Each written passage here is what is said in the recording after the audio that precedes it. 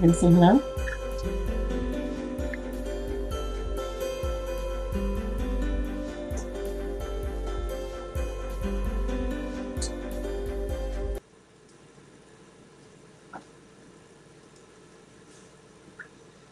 Hey, hey.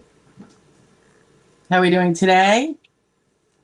People are just starting to pop in. I hope everyone's doing great. Hope you had a great week. It's only Wednesday, but you know, half the week anyway. For most people anyway.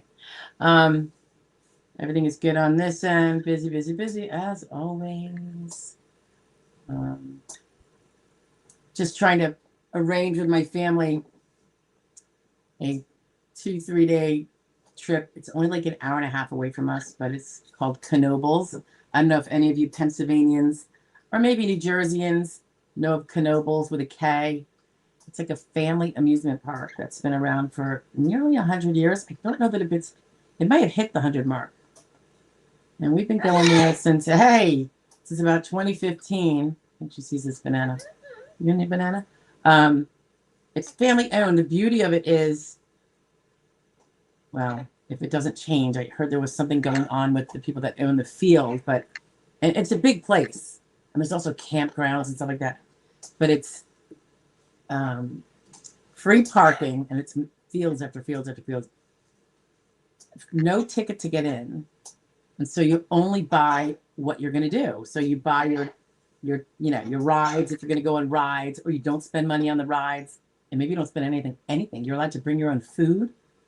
But they have plenty of stands for you to buy it, which we typically do because we're trying to spoil ourselves a little bit and eat a little junk food.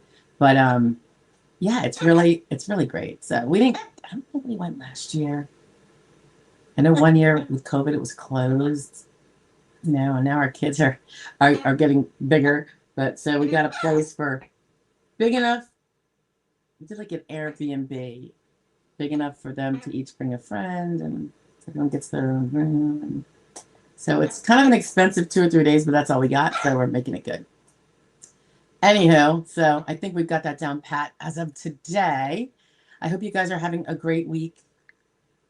Oh, another cool thing about it is if you can't walk, you can use these little motorized things. So there's a lot of grandparents there.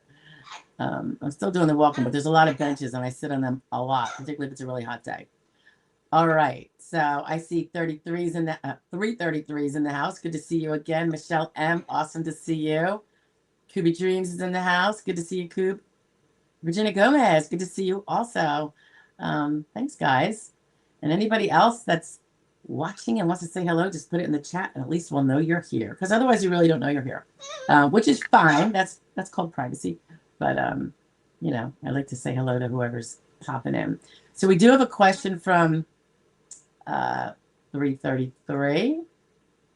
And that question is, can you explain the reasons why DDS will not request a work history report? Yes, I can think of one specific instance where they wouldn't. If you only had one job in the past 5 years, and on your application you explained how many you had. So if you only had one, which is a lot of people, like they were in their last job and they've been there for a few years or more, and that would be the only job that would be in the past relevant work period. Remember, the past relevant work period went from 15 years to 5 years a couple of years ago. It was the biggest blessing for claimants. It really was. I was shocked. And I'm kind of like, you can't take that back now. We've had it for 2 years. You cannot do that.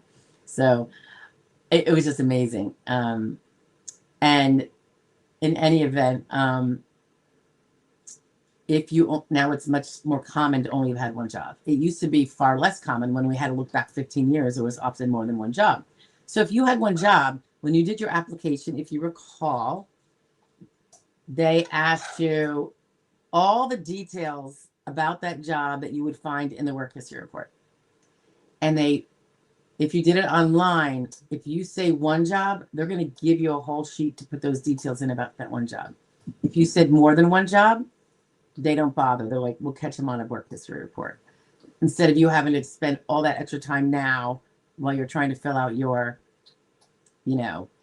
application and get your ball rolling instead of having to do all those extra pages, because there's quite a few questions on each, for each job. So that would be why. And I think that would be probably the only reason why, because they need to know your work history report, except, of course, if you have not worked.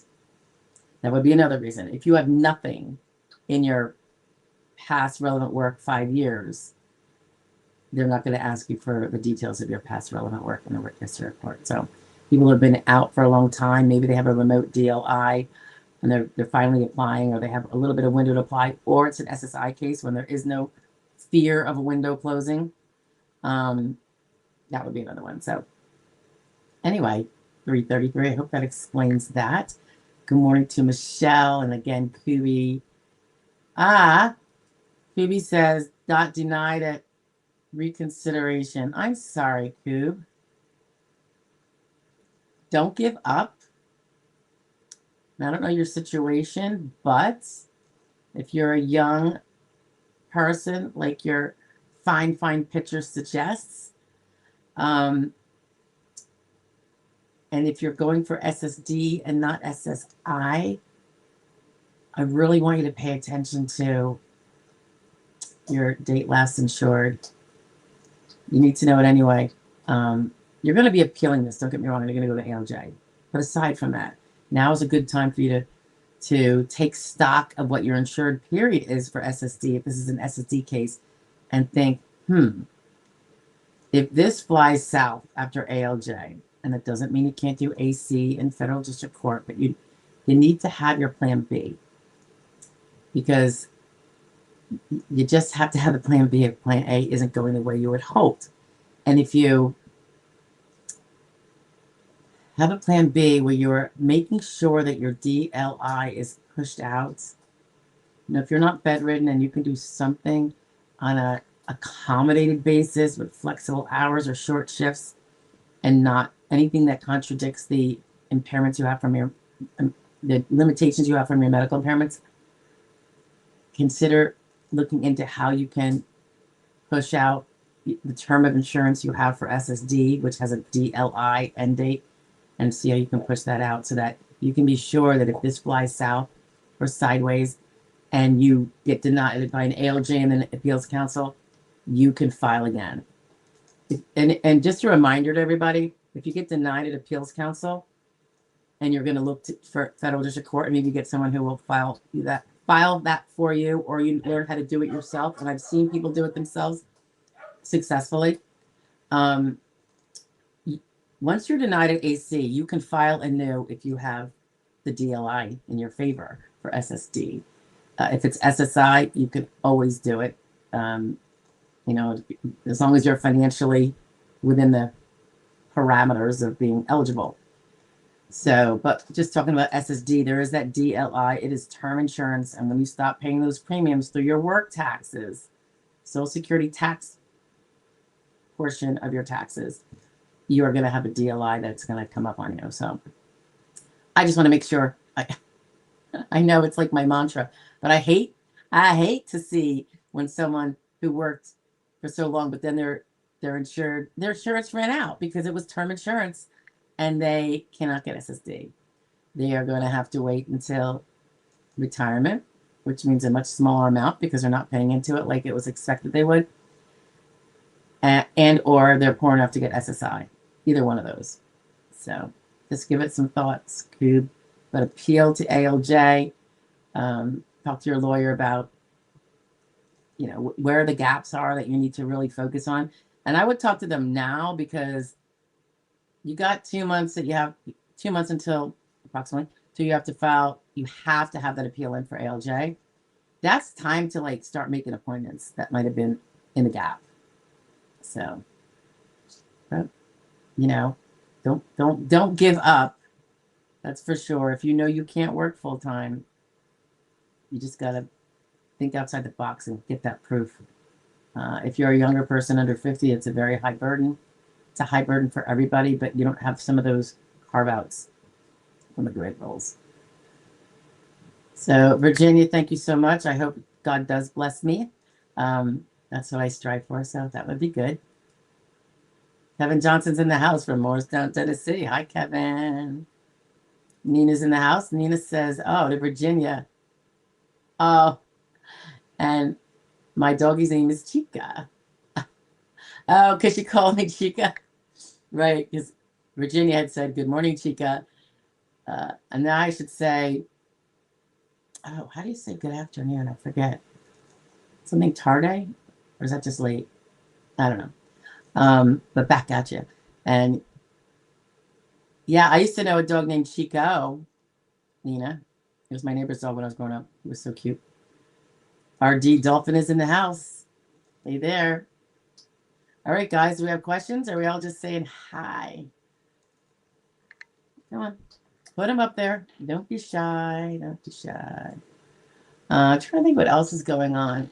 Oh, I did a video. It had been asked for by someone who watches the channel, and they had posted it numerous times in the comments below various videos, and I kept saving them so I wouldn't lose it because I wanted to do a video on it. It was about obesity and the 19-2P, the Social Security ruling about that. So I'm doing it the other day, and yeah, when it came out, which it didn't get published, there were like periodic sections where my voice becomes really high and screechy, like an even older lady than I am. I mean, it was crazy. It was just definitely something with the tech. And I was wondering what it was because I wasn't in this room. In fact, I wasn't almost going to be in this room today because it's a little warm and I wanted to go out in the air conditioning. I have a fan on, but you know. But anyway, so it's got to be coming up, guys. It might be a multi-parter because it's from my notes. I think it took like 30 minutes or 35 minutes. I don't know. I have to redo the whole thing because I'm not sending it out with that weird stuff that happened in my voice. And it's just lucky that I caught it. You know, like it just happened. We're listening to it, trying to figure out where's a good divide point. So anyway, that'll be coming out. I don't know if that person is here, but obesity affects so many of us, and it is definitely relevant. So I really suggest anyone who's not trim to give it a thought because it can be used if you address it. It's not going to be normally the one and only thing, but it affects a lot of your impairments. So if you have other impairments like knees, ankles, and stuff like that, anyway, we explain a lot of those details in there and how to go about that. That's the plan anyway, if I can ever get back to it. I plan to do that hopefully before the week is out. I'm hoping. Nina says, Buenos tardes. See, I was right. Right? When I say tarde, but I just think, but when I say tarde, isn't that like late, being late? But I thought it also was afternoon. I took 4 years of Spanish, believe it or not, about 40 years ago. And then I did go to South America, and I was in Venezuela in the 90s. In fact, my father passed away in Venezuela. That was a nightmare. That was in the 2000s. But I loved using my broken Spanish and getting around. People were really cool, you know. Virginia says, I have an appointment with a CE this Friday. They gave me only 2 weeks. Yeah, sometimes they give really short notice of the CE. It's because they try to get them in as soon as they can with having some notice for sure. But, and it's really the doctor's office that they use that kind of defines when there might be an opening. William S. is in the house. Hi, William. Happy Wednesday to you too. My favorite day of the week, excluding the day my husband comes home. That's truly my favorite day of the week. But this is my favorite work-related day of the week. Okay, Danny's in the house. Hi, Danny. Hey, SOJ, I just got back from wrist therapy. Boy, they want you to say you're better so bad. I wonder if you all have that experience.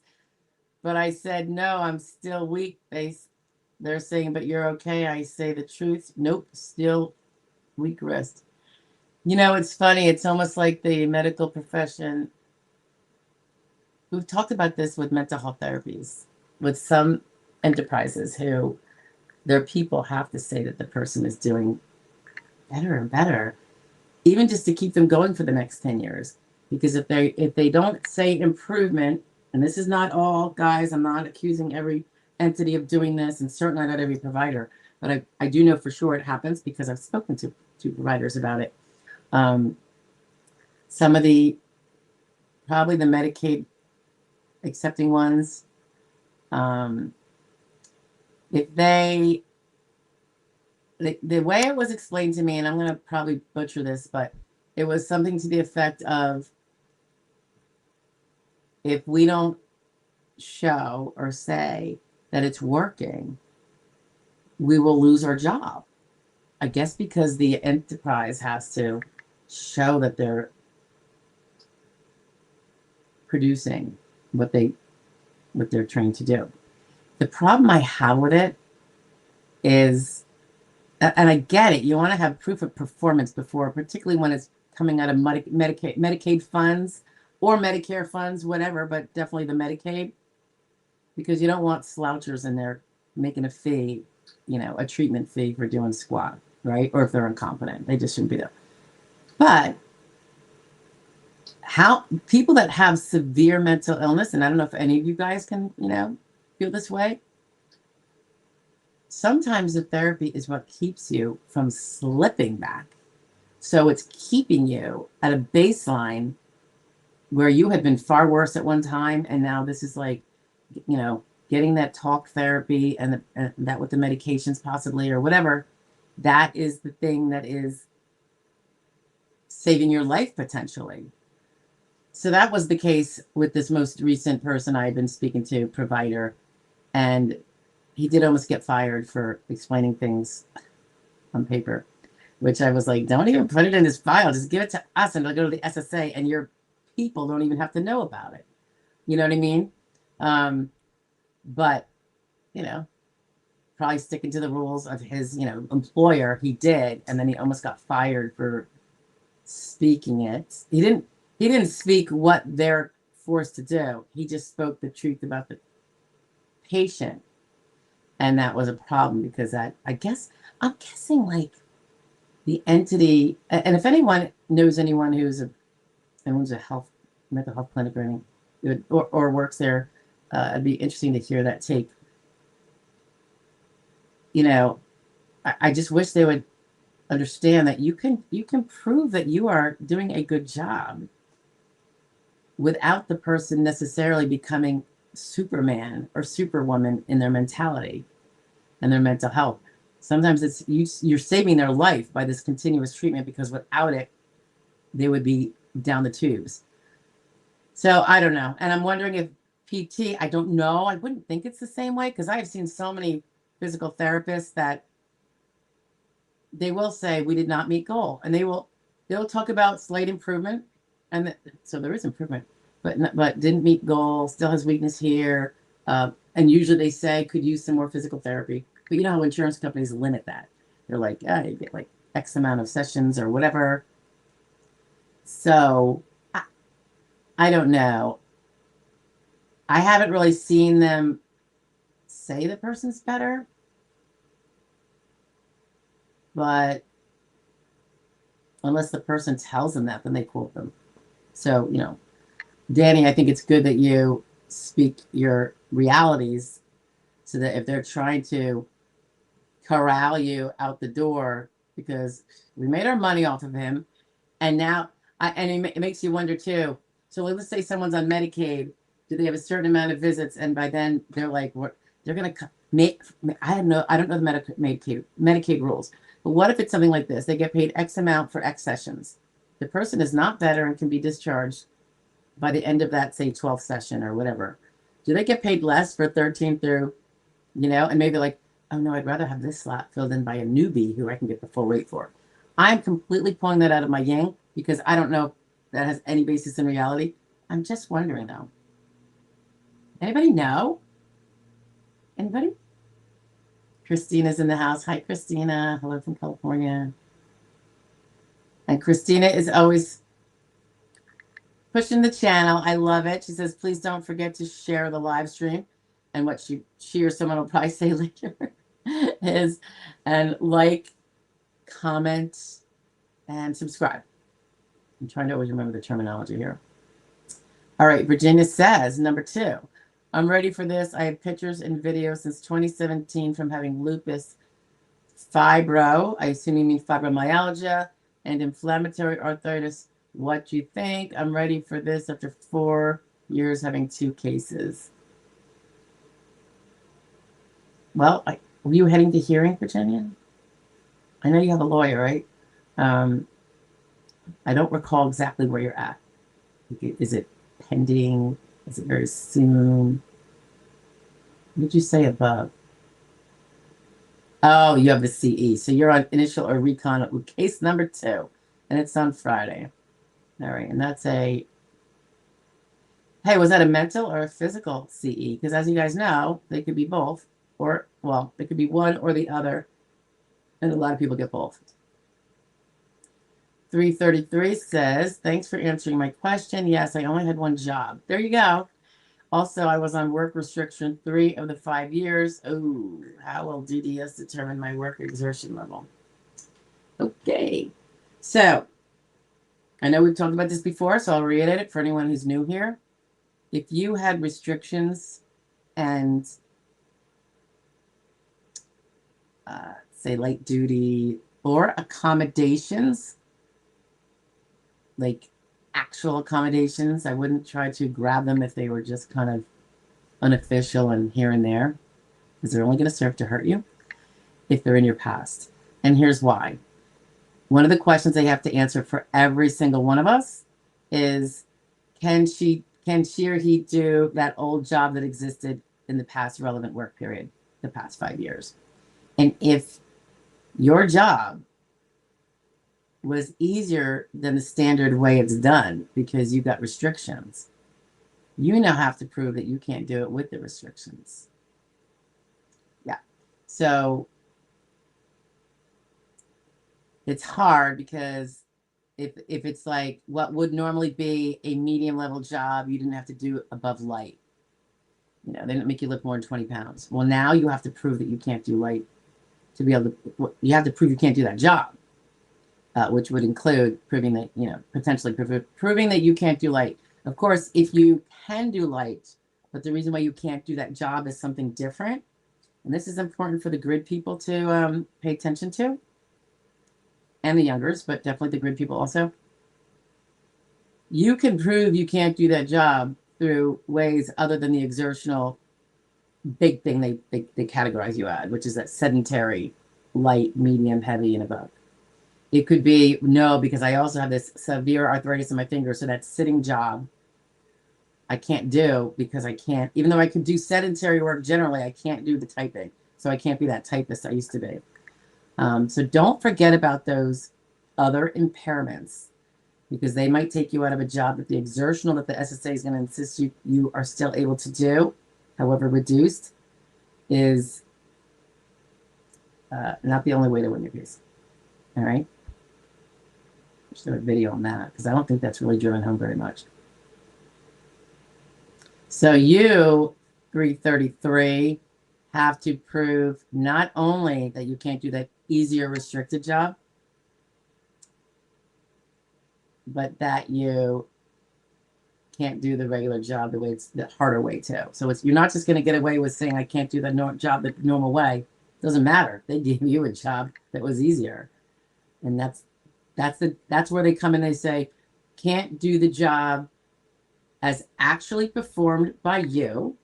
That's the easier one in this case, or as is performed in the industry normally. Oftentimes, this can be the flip side. The way the job is done and required at a particular company was way harder than what the DOT book says for that job. I see that all the time. They're like, yeah, they described it as a desk job, but guess who had to go get those 5-gallon jugs of water twice a day and fill the cooler? So I'm always like, oh, well, you know, that was that job. That was part of her job. So that would eliminate, well, in theory, would eliminate her being able to do the job as she actually performed it now that she has a really bad back and can't lift 40 pounds worth of water. But if that's not the job that's normally required for a receptionist in the industry generally, or whatever she was, that's, you still have that battle. So it's not easy because of those two things you have to prove you can't do your prior work. Deanna's in the house. Hi, Deanna. Christina says, I've been going to physical therapy for the last 2 years constant, and I'm told that if they don't say that I'm doing better, right? She's talking about what we were just talking about, guys. The insurance will not pay. They will not send you back to therapy. Yeah.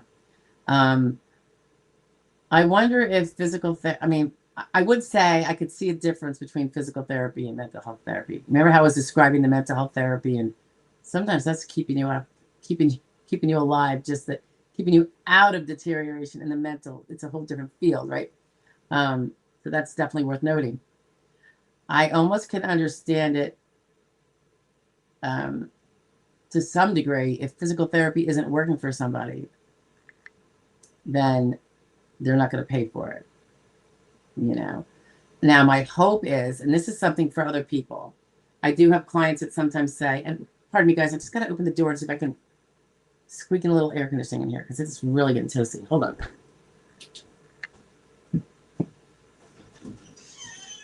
This is not an invitation to come in. Stay out.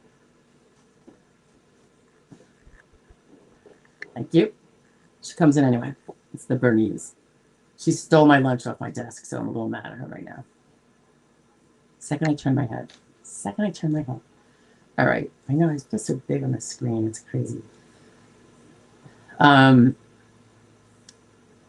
Yeah. Oh, the physical therapy. Okay.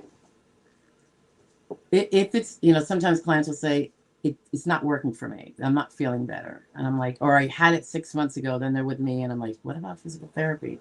And I like it for the evidence. It's all about the evidence. That's the job. The other part is the compassion about, I just want you to get better. You know what I mean? But I do understand that physical therapy doesn't always do what we want it to do.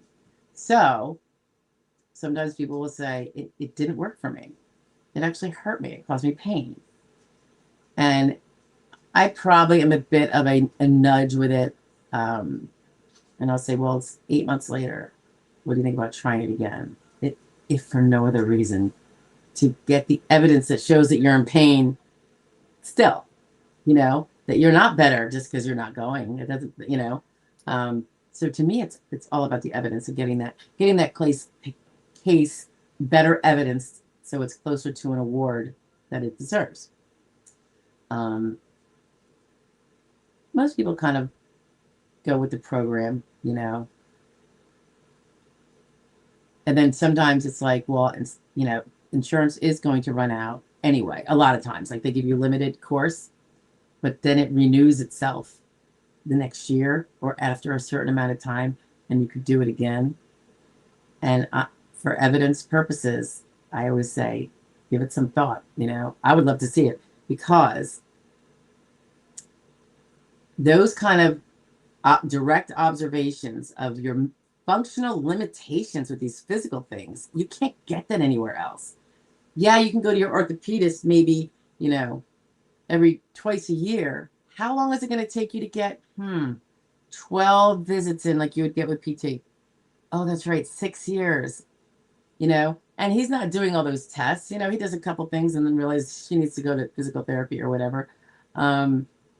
So I don't know. There's a method to my madness when I there's these things. But yeah, thank you for that explanation, Christina. That makes sense. That does make sense. Hey, Jen Mee's in the house. Hi, Jen. Hi, Stephanie. Happy Wednesday. My hearing is next Thursday. I made a whole long list of my conditions last week for my lawyers who submit to SSA. I assume they were already submitted long time ago. That's what the application was for. In the appeal, they asked you if there's any new conditions, both appeals. And of course, we always want to submit new conditions as we get notice of them in real time all throughout the case. I forgot I had all those issues, amended my life so much. Meaning you amended your life to accommodate those conditions, probably. Right. So it's like the new norm, right? So you're like, forget you even have them. That is so not uncommon, particularly for physical stuff, I find.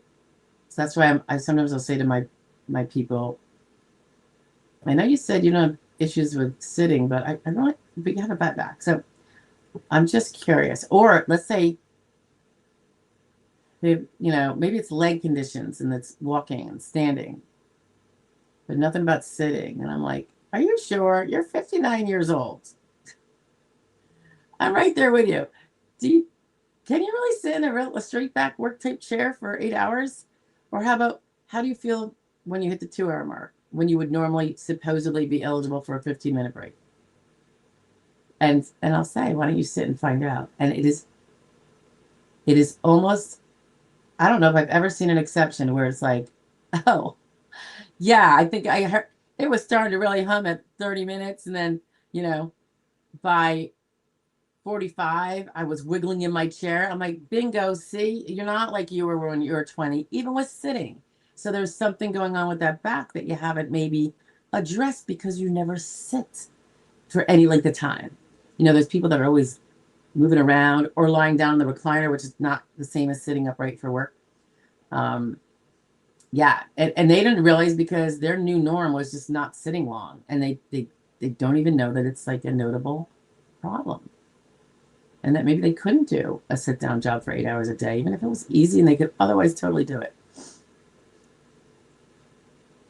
Virginia says, question, what is the thing of going to the doctors in so many days in a month? Was my first case asked how many days I go to doctors. Like, no lie, I already went for 6 this month and I have 3 more this month. It should be in the medical records. I don't know who asked you the question. You haven't had your hearing yet, right? Or was that your prior case?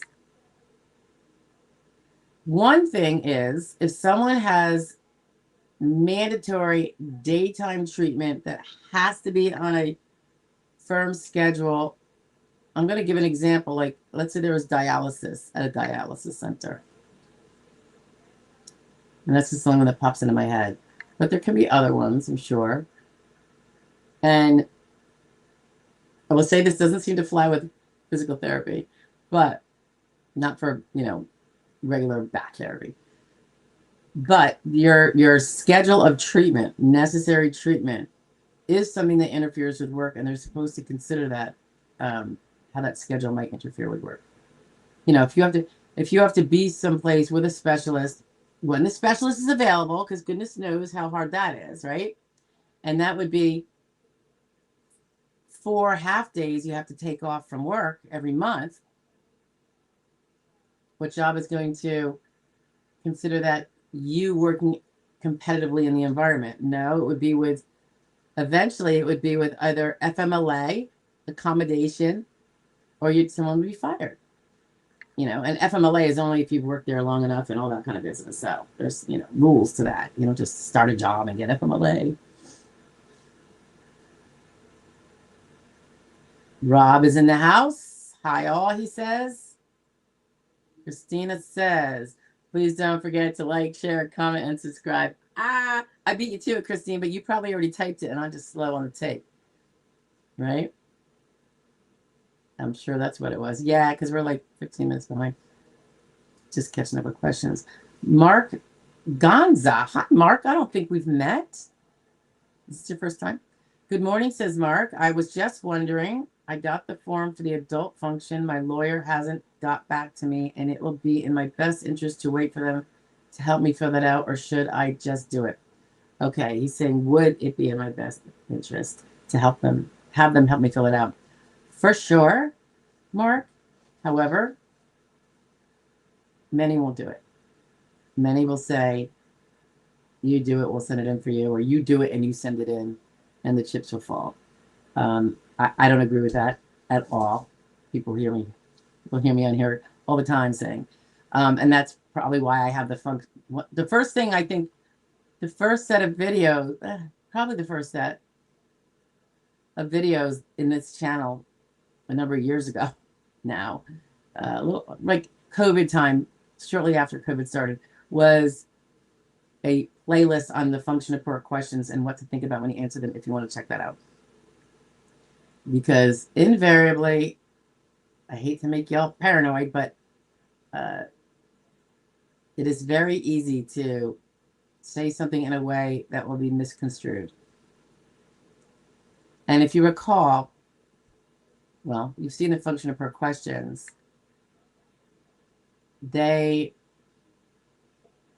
Some of them kind of, well, we look at it as can be cross-referenced with what you'd put in a particular question on the work history report and even some questions in the application. That's why we always kind of encourage everybody to get all those future reports done now, the draft, so that then they can all be cross-referenced like, oh, well, I thought I saw in the application material this. And I said this. Let's ask about it. And that way nothing gets sent in early that later on you regret because that wasn't even the way that person didn't mean it that way, you know. So ideally they will help you. I don't know that they will because resources tend to be short and most firms don't have it to have someone spend 2 or 3 hours with you. But I don't know. And they probably don't do it in the apparently very unique way we do these things. We get them way early and they're already reviewed and all that business. Yeah, so if they will, that's great, and then they're worth their weight in gold. If they won't, just do the best you can. Feel free to use the video series on that. The playlist is actually called like function report do's and don'ts, I think. And I haven't updated it too much recently because most of it hasn't changed. But when something new comes up, it's like, I don't think we actually discussed that potentiality. And then I'll throw one in there. Rob says, what are my chances with the grid rules? 58 years old. Oh, me too, Rob. We were wombmates in different wombs. I'm such a nerd. Electrician. Don't I say that joke all the time, guys? Electrician, spinal stenosis, and diabetic neuropathy. Same job, 26 years. Well, you definitely have skills that are transferable. So that's the one prong of 3 you have to address. The neuropathy, if that's in your hands, that might affect, depending on if your electrician job was very hands-on and all that, what kind of things could affect, because you have to prove prong number 2 is that you have to prove you can't do the electrician job. And then you got to prove you can't transfer those high-end brainiac skills you have to a job of the lower exertional that you need to prove also.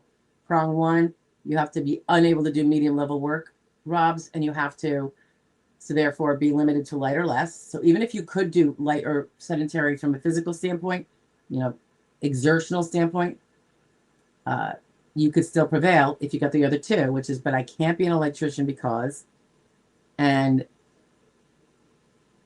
I am unable to transfer those skills. They're either not transferable to something that is light or sedentary, or I cannot personally transfer them because I have now focus and concentration issues, or my memory's shot. And then, of course, that's when you have to start working up that contention. You can't just say, can you tell I'm sweaty? So I think you could have a great chance if it's properly worked up. I hope you've got good attorneys on that, steering you, showing you what needs to be delved into. So like, for instance, people don't often think, like, you got the spinal stenosis. I'm assuming that affects a lot of standing for any length of time. And if you were a hands-on electrician, say residential or commercial, that's a lot of standing, right? You're not really doing any sitting. If you are an electrician working on little tiny parts, maybe that's a sitting guy. So it all might depend. But so spinal stenosis could affect and help be the proof to get you through that exertional, can't do medium work anymore like I used to. I mean, it might have been medium work before because you maybe had to do those big spools and, how much were you lifting is basically what that's about. Diabetic neuropathy is where I was getting to. How's your dexterity with electricians? You got to be really careful. And then you slip, you could electrocute yourself, or and then also really important is your mental acuity. And I'm 58, where I'll start slipping. So, and yours is the kind, unlike mine, where you have to be precise in the moment, you know, safety oriented, not leave something out. If you're residential or commercial and you forget something, and now you'll have a hazard for the people that are going to live there next. I mean, it's kind of a high pressure, high skilled brainiac job, aside from the physical requirements, right? So I would look to all of that. Like, if you have focus concentration issues, whether it's from pain or because the anxiety has developed over this whole being disabled business, worried about your health, worried about whatever it is, anxiety can be a real focus destroyer. But you can't just say it. You have to actually speak it to your doctors, and ideally you're going to be getting talk therapy over it. To help establish that you have a diagnosis, and then you have to be the one that complains about the symptoms that we're talking about. So hopefully that's something you're doing with your lawyers, just delving through there and finding out all the things. If they ask the right questions, then they're going to know that these things exist for you. If they do, and they can say, okay, so in order to get the evidence of that, you need to do this, you need to pursue this way, and all that. It's the thing that the attorneys that are doing that, like me, are nags about. And sometimes our clients are like, you can almost feel their annoyance coming through the vibes in the world. Yeah. Sorry, guys. 36 Rob's been doing electrician. It's a great career, though, right? Cindig's in the house. Good to see you, Sin. Good morning. Is trading your own stock amount unearned income, so not SGA? Generally, that would be yes, unless you're day trading or something similar that shows that you are making that now. You're a business. You're doing it that much. So otherwise, selling stocks, ideally you have someone else doing it for you, and then you're not putting in that brainiac work or sitting at a desk and doing the administrative work, which is jobs. But if you are not making over SGA anyway, they'd have to differentiate the few hours you might put in a month, and what would that be paid if you were a secretary compared to SGA. Unless you're really doing it heftily, like all day long, even if you lose money, it probably wouldn't be seen as substantial gainful activity unless the hours, again, are high. But if you're doing it just like a regular person who's trying to, make their money work for them, like we are all trying to do, it shouldn't be a problem.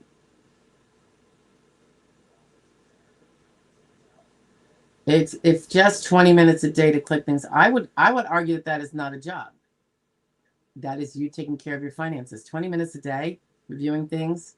We're supposed to be looking at our bank accounts every day, right? To make sure they're not hacked. Right? Probably most of us don't do it, and we hopefully get texts on our phone. But I would argue that is not. But it will start looking more like it if you're racking in the dough. If you are making a full-time income doing it 20 minutes a day, I would be careful. Because think about it, don't you also have to research and like what's the time not clicking the buttons? But generally, if you're doing that, Cindy, I want to talk to you. If you're making a lot of money in 20 minutes a day, please let me talk to you. But otherwise, yeah, it's not even, I would not be writing it down as a job. Absolutely. Virginia says, number 3, CE wants to see my impairment. My daughter is my caregiver. Wants to see my impairment. Well, they're supposed to examine you, sure. I can't drive because of the light, and cook and clean because of my bones getting weak. He's at California, 53, and doctors say it's going to last more than 12 months. Okay. I'm not really sure what the question is, Virginia. Jenny says, so if your most recent work is not even a 9 to 5, and clearly haven't done a 95 anytime recently or successfully. How does the argument of RFC go based on occasionally making over SGA for self-employment? Self-employment is obviously you have a bigger burden because you can say whatever you want and it's not put down in a pay stub by an objective third-party employer. But the question is it SGA? It's not limited to whether it's 9 to 5. If it's 9 to 5, it's already SGA, even if you volunteer and make no money, as a general rule. So if someone's doing, I had a client once who earned $60 an hour, used to make big bucks full time, but hadn't done full time in like 10 years because of this invasive systemic disease. But the company was extremely, you want to talk about nice. Let the hours be cut till it was 5 hours a week. And that was under SGA, and she could file. And we did win, and she still can earn SGA. She's a younger person, so she's got CDRs for the endless foreseeable future. But so very minimal work. They get 10 hours a week would be way above SGA for her. And that would not, you can't argue that you're disabled from earning substantial gainful income from your disability. You've got impairments, but you're still able to do SGA. So it's going to, the numbers are going to be a black and white rule, the numbers that show up on your earnings statement, except for the fact that if you had impairment related work expenses, IRWEs, and you could prove them through receipts and such, you can, and if you're just over SGA, but I had $100 of medications every month that I've paid out of pocket, then you could subtract it down and I could kick you under SGA. So you got to look at the money. It's not just the hours for W-2 or self-employment. Okay, you got to look at a bunch of things. So that's not about RFC. That's about step one. At all times that you're arguing, in your claim from your alleged onset on, was there SGA? Now, remember, there is such a thing as a failed work attempt. So if those occasionally going over SGA were brief enough to be failed work attempts, depends how occasional and how long each one, then that's another argument, because if you can establish that it's a failed work attempt and it failed because of your disabilities and your impairments taking you down again and making you drop below SGA or not work at all, either one, it's fine, then that would be argued to be a failed work attempt. It rarely can ever be, I don't think it can be if you ever hit the 6-month mark in 6 consecutive months. And in between months, it has to be at least like a 30-day gap. So that's a place to start, is looking at your month by month and seeing, did my SGA, even though never full-time work, but it was still SGA, was it a failed work attempt? And then you overtly speak to the judge about, this was, I think this was a failed work attempt and this was a failed work attempt because my impairment brought, it was impairment related why I had to stop. You can't be because of COVID or I had to babysit my kids, you know what I mean? I lost my babysitter and I had to see him. It's got to be specifically disability related, which will be supported by those medical records one continues to do, particularly if they start to decompensate. So hopefully that helps explain that. It's not really RFC. It's at step one of the sequential evaluation process, which we have a playlist on, guys. If you don't know what the sequential evaluation process is, Jen says, if your case is based on sustained basis, if it's over 6 months or more, you've just proven it's sustained. So sustained does not mean I can't keep a job more than a year. You're doing fine. That will sustain you. Keep getting a job for a year, or 7 months. You're making an income, you can pay your rent. If your sustained basis is 3 months here, 2 months here, 4 months here, and you're still, you know, there's so much evidence that the impairment is getting in the way. That's whether that's through treatment, if you discuss with your doctor, yeah, I'm still working there 30 hours a week, but I'm starting to I can just feeling like I'm going to snap or whatever. And then, you know, I feel, and you're talking about feeling more stressed or whatever. Or if it's a back problem, you're like, I'm doing the 30 hours, but now I go home and I sleep till morning because it's aggravated my back. All those kind of things, they show up in the medical records, and that medical record supports why the person cut back again. So remember, sustained basis is not like a lifelong career sustained. It's generally, if it's 6 months, you've done a good job in sustained work. So those failed work attempts need to be shorter than that. Excessive absences, can be a big deal. That's where pay stubs showing the amount of hours worked. If you ever get a write-up for absences, like you've been absent too much there, Jen, you know, we love you, but you know, we need to run a business. Written warnings, guys, are great. I know they hurt when we get them. You know, we feel insulted and unappreciated by our employer, but hold on to those bad boys if you have impairments and you're trying to still work, but you're not sure it's going to last forever, because those can help show historically what's been going on. They're very objective. Sick days on your pay stubs would be helpful. So if you kept pay stubs, or if the work was recent enough where you can get them online, the employer still has them, or you can write to the employer.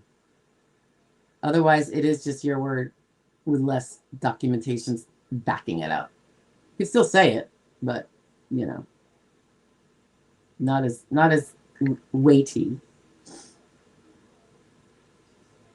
Yeah. So, and Jen, you're saying, what if you weren't even employed under an employer anytime recently? If you have proof of the old stuff, great. If you don't, I mean, if you have an old coworker, even that could, you know, write a 795 that says I worked with her from blah blah blah to blah blah blah. She was really calling out sick a lot. Sometimes extended periods of time.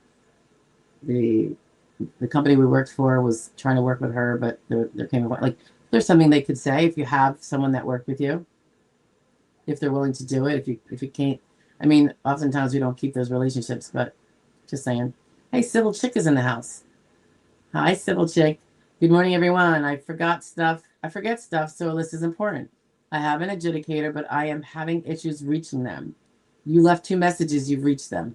They don't need to call you back if there's no reason to call you back. If you're giving him information, which is your biggest job, there's nothing for you to really be asking him, except for, do you have all of the medical records up to date from all the people I listed in my application, or in my application and my appeal? Just so you know, adjudicator, I'm still seeing those doctors. The last time I saw so-and-so was this date, so-and-so was this date. So they're all very recent. Those kind of messages you can leave. I mean, ideally, if you said,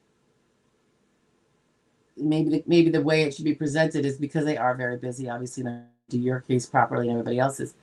What if you say something like, here's my up-to-date stuff, and I would do this with frequency. At least, maybe if you're going to the doctors a few times a month, I'd probably go monthly. But say something to the effect of, here's my updated visits I've had. I'm hoping you order them. If you have any problem ordering them, or any in the past, someone's not listening to you, some of these providers, because sometimes they're really bad, please let me know. You can call me and leave me a message, and I will get on them. So you could do that. That's not a bad idea. So you don't really specify whether she's to call you back. I mean, Don't expect them to call you back to breathe at you and say, hi. We don't do that either. If you have a specific question that needs an answer, not a question like, and I'm not saying you did this, Sybil, but just for everybody else. Do you know how long this is going to take? What stage are you at? You know, I wouldn't be doing that. You know, give them the information they need. Let them know that what has been transpiring, and please call me right away if any of these are not responding expeditiously, and I will bug them as well, or whatever. You know, I will contact them. So yeah, I'm just saying it that way because if everyone calls up and starts saying, I want to know the status, call me back with the status, they're going to be like, you know, I mean, and unfortunately, they don't have like a portal with you guys like a lot of us lawyers do with our clients where we can message you and, you know, get you the information you need if it's something that is able to be gotten to you. Mark says, thank you so much. You're awesome. Thank you, Mark. I appreciate that. Come back and visit anytime. And as Christina says, like, share, comment, and subscribe. Sybil says, appreciate your videos. Good karma for you. We could all use as much good karma as we can imagine, right, Sybil? I appreciate that. Kubi Dream says, I will be 54 in October. Worked 40 years. SSA says I have the 40 work credits. That's for retirement, Coop. That's not for Social Security disability. Okay? You are permanently insured for retirement. Doesn't mean you know how much you're going to get for retirement every month. That'll depend on whether you win this case. It'll decline if you don't win this case, or don't go back to work. The 40 work credits, guys, is what you need to get retirement. It's not required of younger people. It's something less. However, what Kubi and everybody else needs, who's over like 30 years old or 31, is 20 earnings credits, Social Security credits, earned in the last 10 years before the given month that you're saying you're disabled. All right? So, you know, you could look at this month and figure out, do I have 20 quarterly credits in the exact last 40 quarters, 10 years? And if it's like, oh, I only have 18, I'm too short, you're going to have a DLI that is not today, it's in the past. Date less insured, DLI. Our nemesis. Cube says, I'm looking at back surgery, T9, so thoracic and lumbar.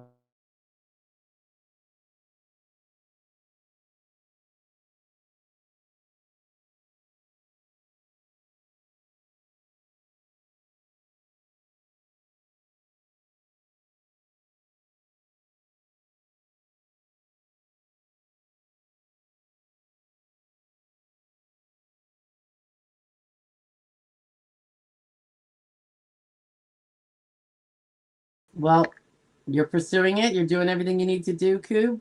Lawyers are working well with you. I think, and obviously, as you know, the trifecta you need for your age 54 grid, you have to be unable to do even light work. If they find you can do sedentary work, you're okay for prong 1. But if they find you can do light work, you can't win right now. Well, you can't win under a grid. You could feasibly win the old-fashioned way with the proving all the 12,000 jobs with your RFC. Second thing, at 54, cannot do your prior job. That one also applies to everybody else. So what reasons medically can't you do your prior job? And the third thing, was that prior job skilled? If it was skilled, you have to prove that you cannot transfer those skills to the job that you could do in that exertional sedentary place that they say you're still able to do. So those are your Those are your 3-prong requirements there, Coop. But when you have musculoskeletal problems like Kubi does in the back, and that are candidates for back surgery, that really does, I would say, go a long way towards diminishing that exertion that you need for prong 1. It can definitely go towards kicking out medium. And sometimes it can go towards kicking back light if post-surgery or pre-surgery and post-surgery can't be on your feet all day long, which light work generally requires, 6 to 8 hours. And depending on how fragile one is, despite the surgeries, maybe you can't be lifting 20 pounds at 54 years old. It's got to be, the doctor's like, no, you're really fragile. It needs to be like way under 10 pounds or under 10 pounds. So every case is different, but that's the gist. Things to think about. Virginia says, cheek gut, you're 58 girl, maybe 38, but 58. Nah, keep up the great look. It's called filters. Trust me. But I did start because I have this very sedentary life, and I can feel my joints and I can feel my stiffness and all that. And I know when you get up there, use it or lose it. Once we lose it entirely, I think it's really hard to get it back. But anyway, I'm not quite there yet, but I definitely have seen over the last few years, and my sedentary nature of my lifestyle is not helpful. So how we say PT, physical therapy? I just started a PT. I made a significant investment, and it's all for health reasons and being independent mobility-wise and stuff as I climb into my 60s. PT. It's personal training. It's semi-private. It's not private. And I just started last week. And I could barely walk some of the days. But it's getting better. I'm on my 5th day.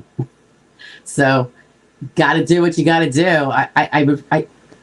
I don't want to be immobile or in pain if I can help it. So, and I've already had smaller issues that I've remedied with self-taught. Google is your friend. Now it's chat, right?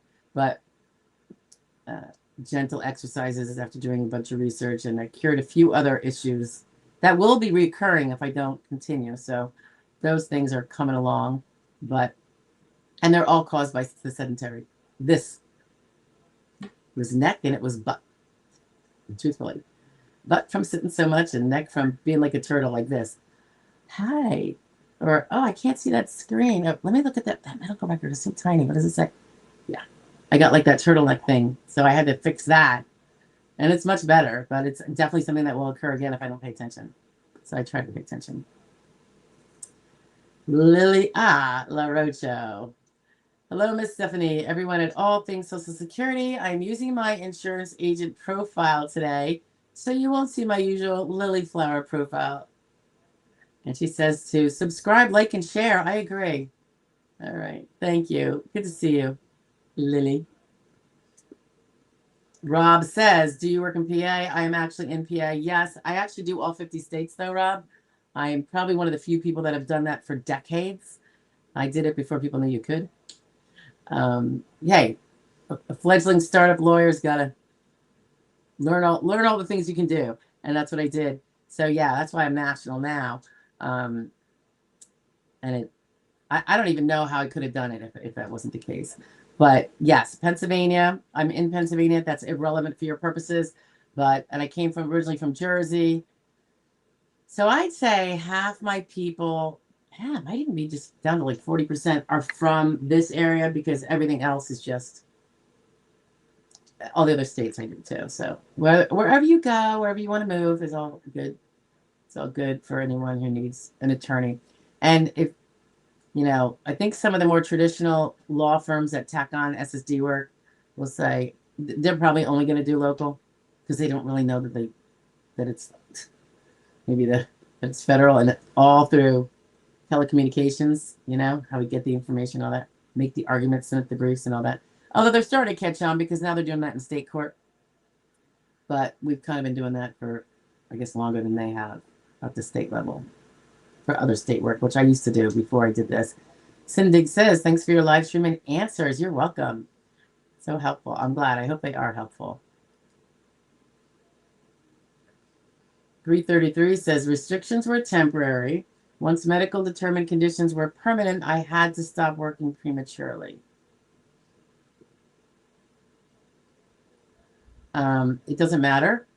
Those are in your last 5 years, so you have to get proof that you can't do the restricted work. If those were the most recent 3 years too. So, I mean, I don't know when they are, but when they scroll off the board of, quit barking, please. The board of the 5 years that you are subjected to.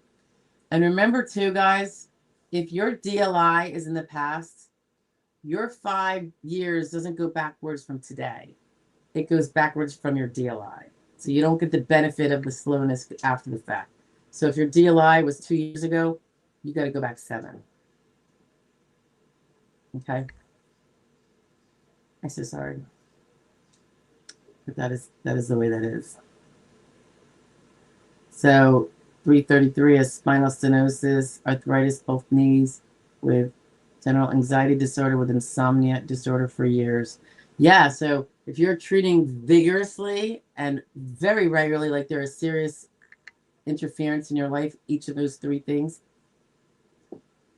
following up, you know, where it's appropriate, but then also getting the treatments that are available.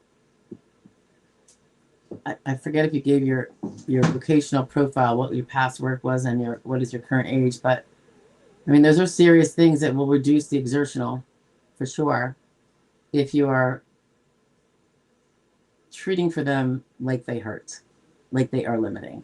If you're not treating them as if they are, then that's going to work against you, obviously. So what can be a beautiful thing is when in a DLI case, which is not the preferred kind of case, but if the past relevant work period passes with no jobs, but the way the year ended, you got those 4 credits. So you actually, your DLI is in the past, but there is no, in the 5 years before that, there was no work. And it literally lined up. Then by the time we get to it, we're like, we can argue there's no past relevant work. And that eliminates the transferability of skills prong, as well as prong number 2, can that person do the prior work? So that's something. And of course, that only works if you met prong 1, which means at whatever age you're at, did you get them to agree that you can't do X exertional level? So someone who's 54 has to prove they cannot do light work. They could only at best do sedentary work from an exertional standpoint. And someone who's 55 or above would have to prove less. They only have to prove they can't do medium and heavy work. So even if they do have the exertional capacity as stated by the SSA to do light or sedentary work, they could still prevail. They're just going to meet the other 2. Cecil's in the house. Hi, Cecil. Is that the captain? Hit the like button. Yes. Very kind of you, Cecil. 333. Okay, you probably told me that above, right? Unless we have a bunch of 58-year-olds in here. 58, 59. Yeah, I mean, I assume you have an attorney. What do they say? I mean, they're obviously going to hopefully try to steer you for your treatments that will produce the evidence that shows the limitations that would require to meet under the grids. That's the best avenue.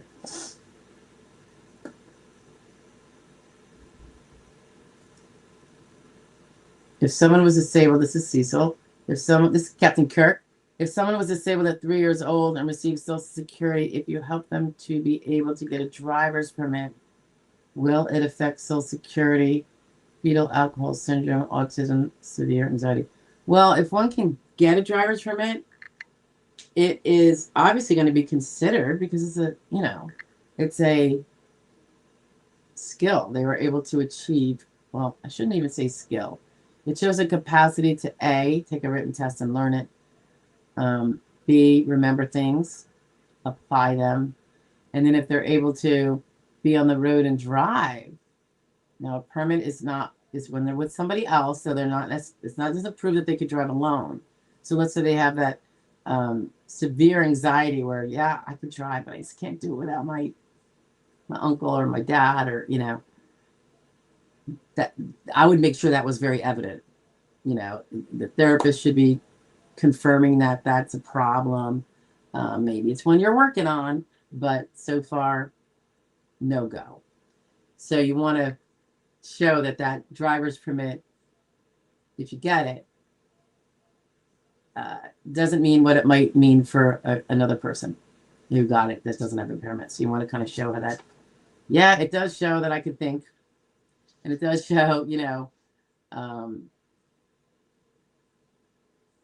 so the driver's permit, you never took that you never took this yet, right?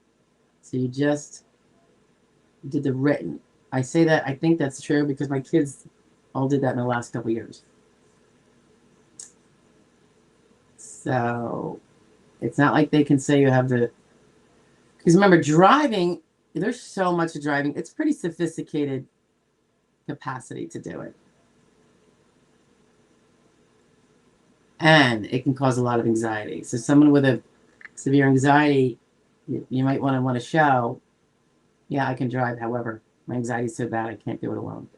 I always have to have a chaperone, So think of things like that, because driving is such a, we are so, except for the bad drivers, our job is to be doing the operating of the car going forward while we're defensively looking at all the buffoons that are, about to cause fatal accidents and trying to avoid them. I mean, and then follow the rules of the road. Like, what if the person got the permit or maybe even the driver's license, but their focus is so bad they keep speeding. They forget, the signage and don't realize they're going too fast. So their skills are really not that good, and their attention span. But one would presumably think that they're going to lose that license in time due to points from all those speeding tickets. Or they can't remember that it's a one-way street and they get tickets for going down the wrong street in the wrong direction. Or running stop signs is a harder one to defeat, probably because you see it, unless they really don't see it. I mean, then they shouldn't even have a license, right? But those are things like if someone gets a lot of tickets, the driving didn't work, got the license, don't know how, but, and then, continue to lose the license because when you're actually on the road, all these tickets will come up, if you're driving. Jenny says, SGA was all before 2019. I would, yes, already passed that step in the sequential process. I'm talking about once that is all passed, I'm talking about getting rid of the 12,000 jobs, which are 9-to-5s. Do you have any past relevant work at all? Depends when your DLI is. That prior work. The non-SGA work is not prior work. So that's not going to show anything. It's really going to be about your current medical records.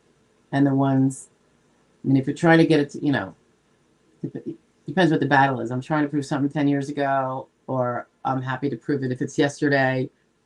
If yesterday's just SSI, but SSD would be if I can prove it back to 2019 or 2023.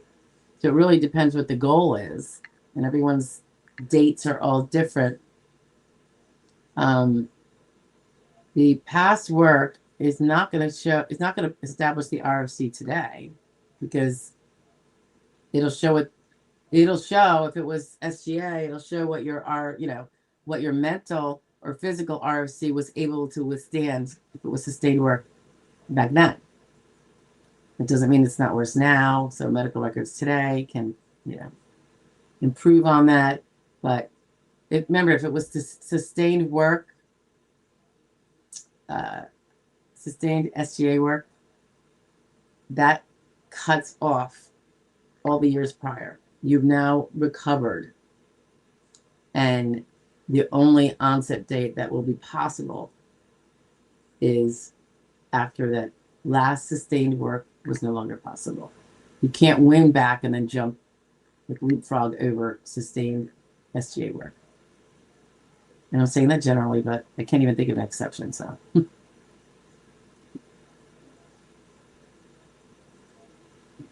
Sybil says, I want to see if they got the third-party daily function report.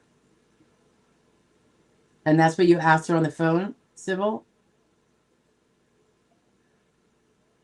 I would take it as this. If she doesn't call to say she hasn't gotten it, I think I would go with she's gotten it. Did you fax it? Do you have fax confirmation? I assume you didn't fax it, but the third party did.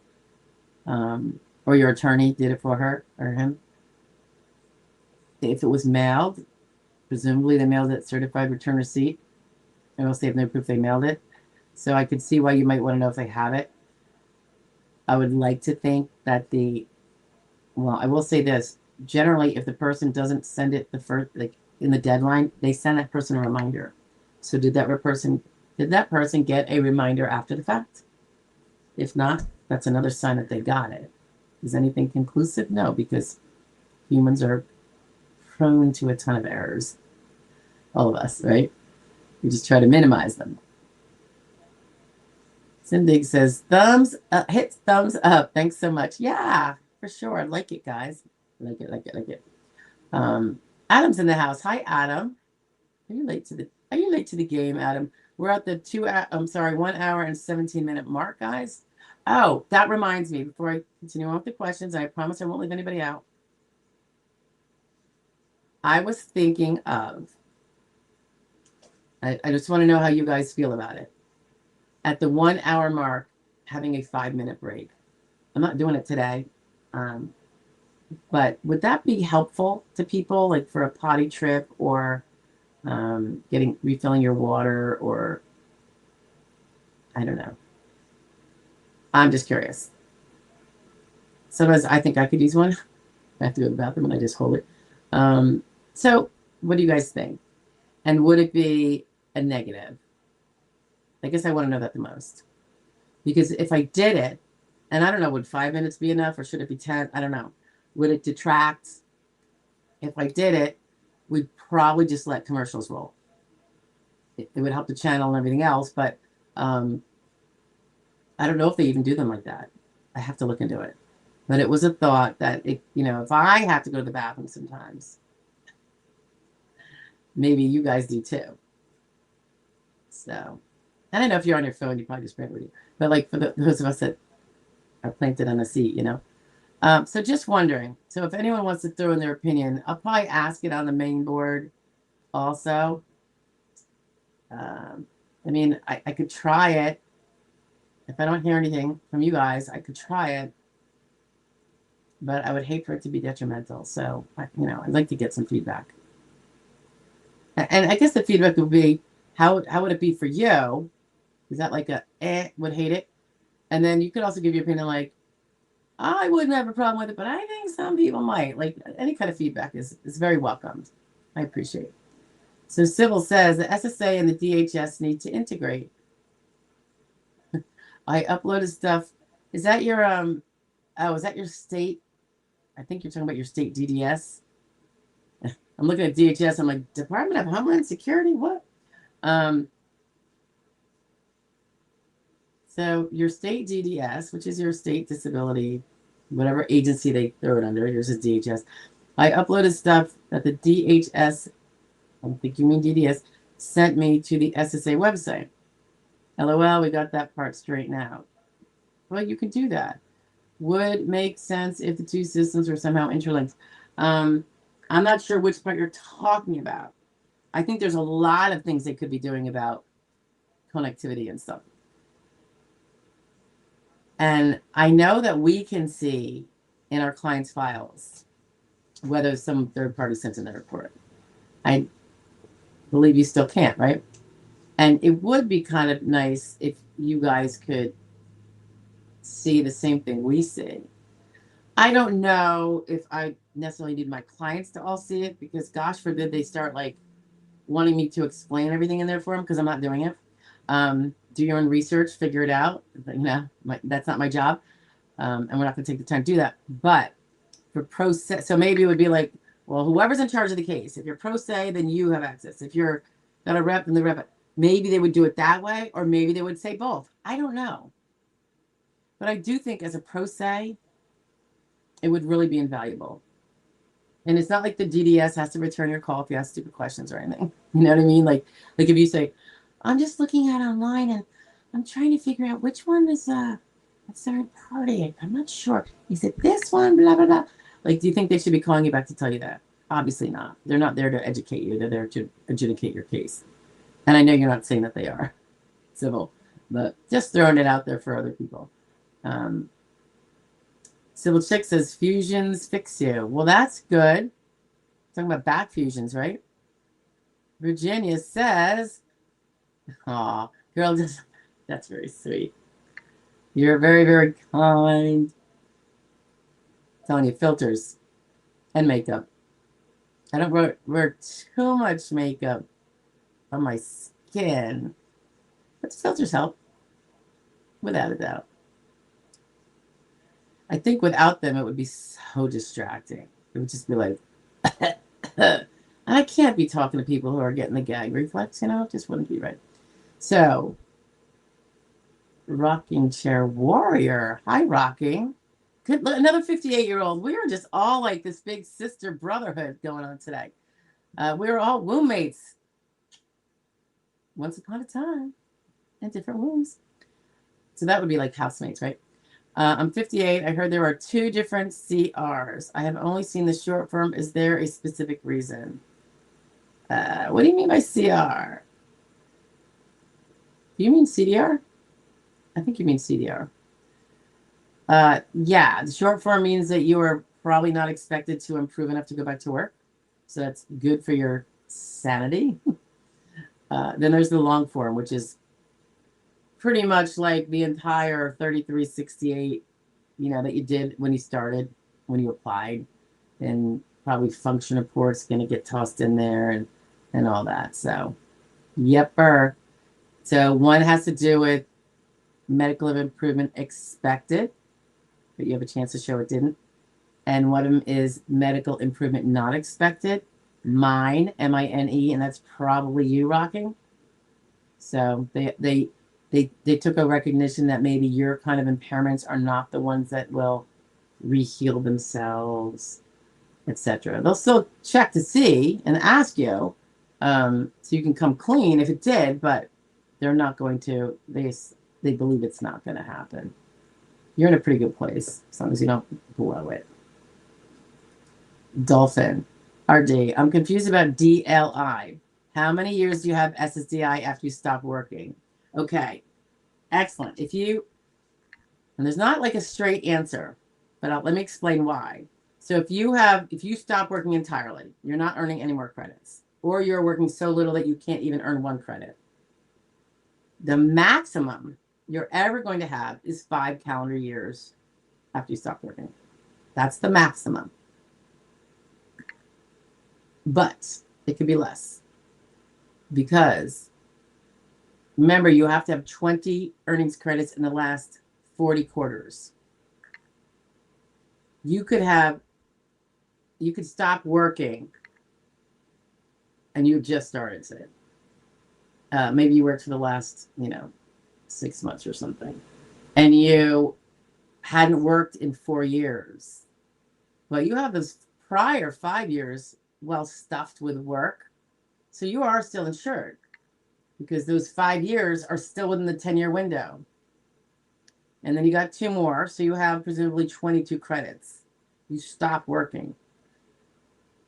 The oldest 2 are going to scroll off in 6 months. It's quarterly, remember? It's quarterly credits. So this is generally how it would work. I'm trying to think if there's exceptions, but this looks like pretty much a a picture that could readily happen and does. So now in 6 months, you're still insured, but it ends the end of that quarter. And now you're not insured anymore. So you could still prove that you were not insured. I'm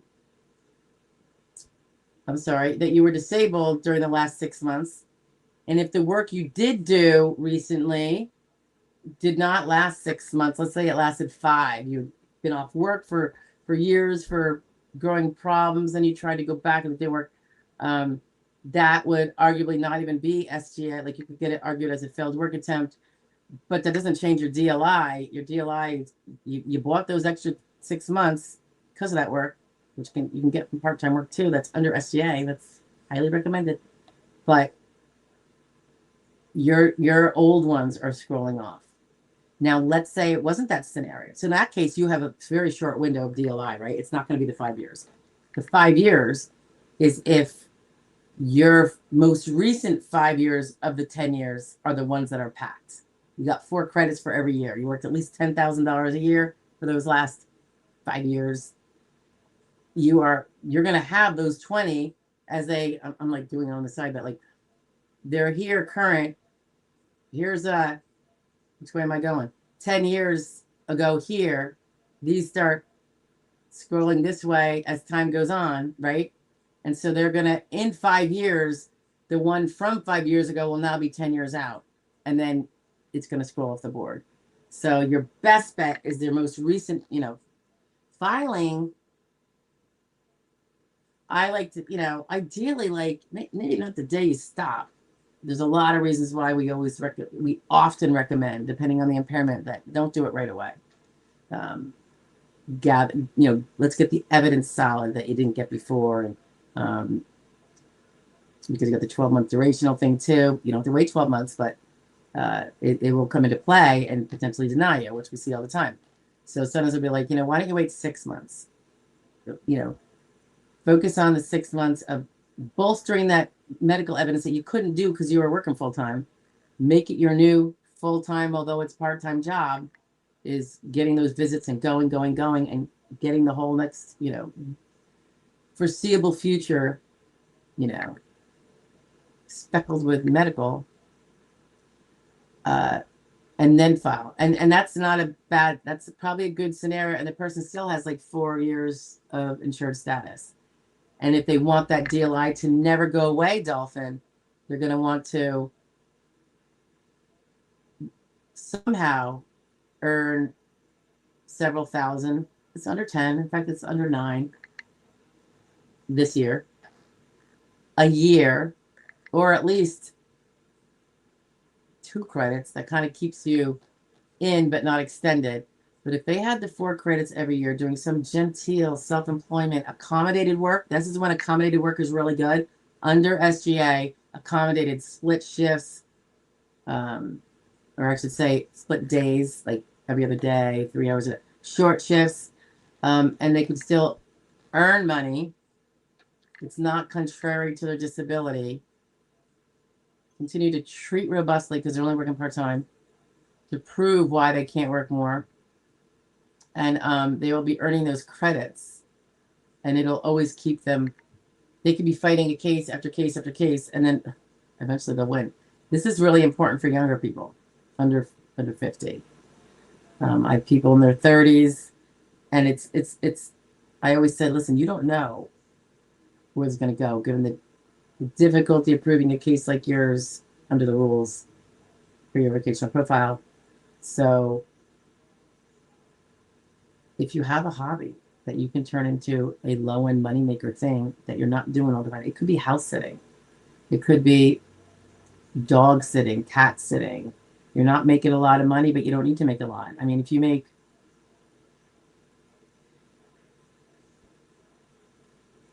$700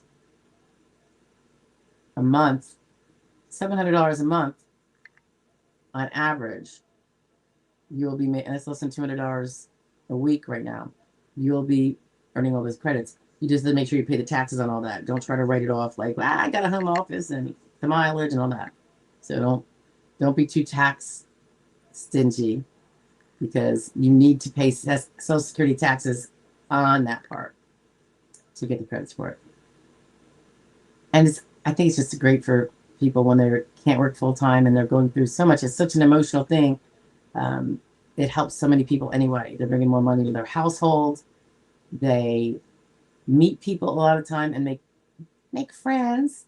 So it's, you know, it's a mental boost usually.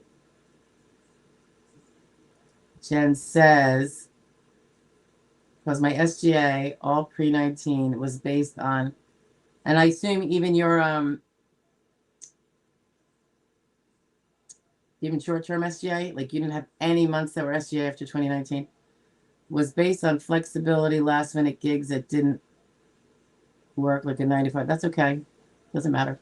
It's still SGA. And didn't incorporate one of the biggest factors of being considered disabled. Well, I think I get to your point, Jen. I think this is what you're saying. If you, because that work, well, depending on when you filed and stuff, is whether you had to do a work history report on that stuff. But your medical records should already tell the story of how you work. I mean, your medical records existed at that time while you're doing all that Wonder Woman stuff, but with doing your workarounds to make it work for you despite your disabilities. So I get what you're saying. It's not a job that would exist in substantial numbers in the economy. You kind of created it, did a workaround. There's one of them. You did it, right? I totally get that. That would probably be something that you would be and that is your relevant time period. You're proving disability then. So I would think those jobs are in your, right? That I'm trying to remember some of the facts. You're trying to prove that you were disabled back then, even when you, whatever the end of your SGA was, right? So you could, that would be in your work history. You would say, back then with certain accommodations, I was still able to muster that up. Now, even with those accommodations, I couldn't do it. You know, I've gotten weaker in whatever sense, or, you know, the impairments have gotten worse, and those accommodations would not work for me now. Because remember, you have to prove you were accommodated or did workarounds. Is how you did the job is what you have to prove you can't do if it's in your past relevant work period. But if so you're saying, but my medical situation is so much worse. I could do that 8 years ago. I can't do that now, even with all that, or else I would be, you know, like who doesn't like to do what they can, you know, making their own accommodations, right? So, but I think I get your point, and I think that would be something that you would be explaining with those jobs. It's almost like the kind of thing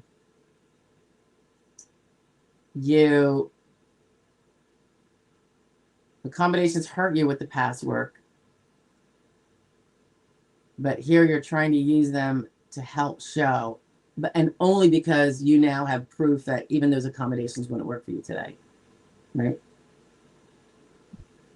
I think did that kind of address that a little better, Jen?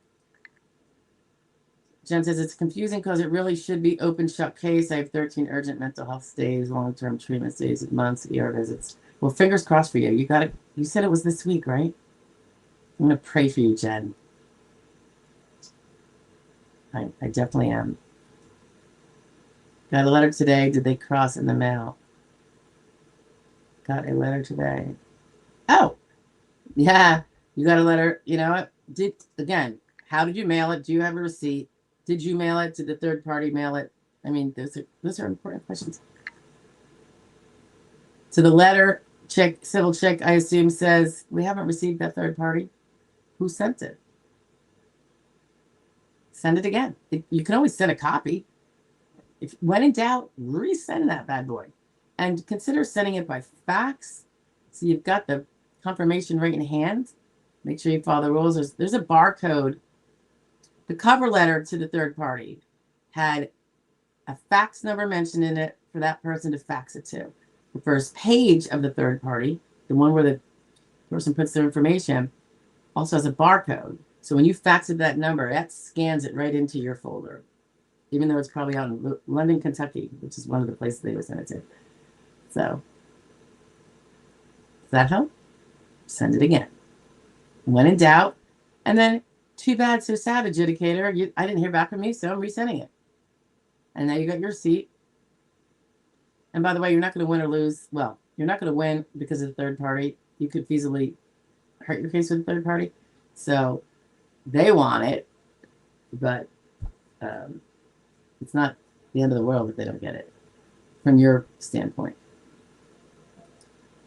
Because all your stuff really does depend on your medical. Cecil says, thank you. They would have to have a chaperone. This is the driver that has the permit or might be getting the permit. I mean, by law, they have to have a chaperone when they're in the permit stage. But you're saying even after when if they were to get their driver's license, they couldn't drive alone. And they would be driving the back road to grocery stores and doctors. They're in their 30s. I believe the benefits is disabled adult child. I understand. Yeah, it's very hard with the DAC. I hope you have all those old records going back 15 years or whatever. And the IEPs, I'm sure you have all that stuff, right, Cecil? Getting all that stuff. Yeah, I mean, it could be, one DAC is going to be hard. I mean, this isn't going to have any bearing on the DAC parts. It's only about the current disability. Was the person on, if a person was on SSI due to their disability as an adult, because there was no DAC ability, because there was no parent record to go on at that time, that SSI, although we've seen this, we've heard from people here that said, no, and they denied my DAC, even though I've been on SSI the whole time, which I was like, and I know I keep meaning to try to dig into that further. It's mind-blowing to me. It is so contrary to common sense, math, everything reasonable and logical. And this person got screwed. It was someone who was visiting here. I forget who it was, but it was a few weeks ago in one of the live streams. And I was just like, brother, that is so wrong. It was JC, maybe. There was a couple JCs, though. Jamie says, I go 5 times every bathroom breaks. Okay, yes, I understand. So you just bring your phone. Sybil says, stretching our back. Yeah, maybe taking a little stroll. Cecil says, if there is a view, what all would that require to prove they are still disabled? I don't, a review of what? You're saying someone's fighting for DAC. You didn't say, what would you review? They haven't won their DAC yet, right? Is that you, Cecil? Yeah. Rocho says, Miss Stephanie, I believe that a 10 bathroom water minute break per hour is a good idea. Oh, you do? Huh. All right. I mean, it would be pre-announced, like, okay, so now is a 10-minute break. Maybe I'd even announce it in the beginning. I'll try to remember to announce it in the beginning. Like, all right, so remember, guys, at 2 o'clock, we're going to take a 10-minute break. We'll be back at 2:10 or whatever. I have to figure out how that all works, but that might not be a bad idea. And then we'll just go to 3:10 instead of, goodness knows we tend to, stay late anyway. By the way, we're 20 minutes away from 2 hours now. Oops. Whoopsie. Sybil says we could watch the birdie during intermissions. I don't know, because then I've been told, no, then you would have it would just be commercials and stuff like that, which monetize supposedly. I don't know how it works with live streams, because I, from the get-go, was like, no, I don't want any interruptions. It's going to tick people off, right? And I think it might. But I'm wondering if it was because those are like interruptive things that they throw in things. But what if it was hey guys, we're having a 10-minute break, 5, 10, and then it is whatever YouTube wants to do, and then we come back. And plus, the bird is here, but she slides all the way over by the wall when she's taking a nap. A lot of the time, I don't know why. Yeah, civil check DDS.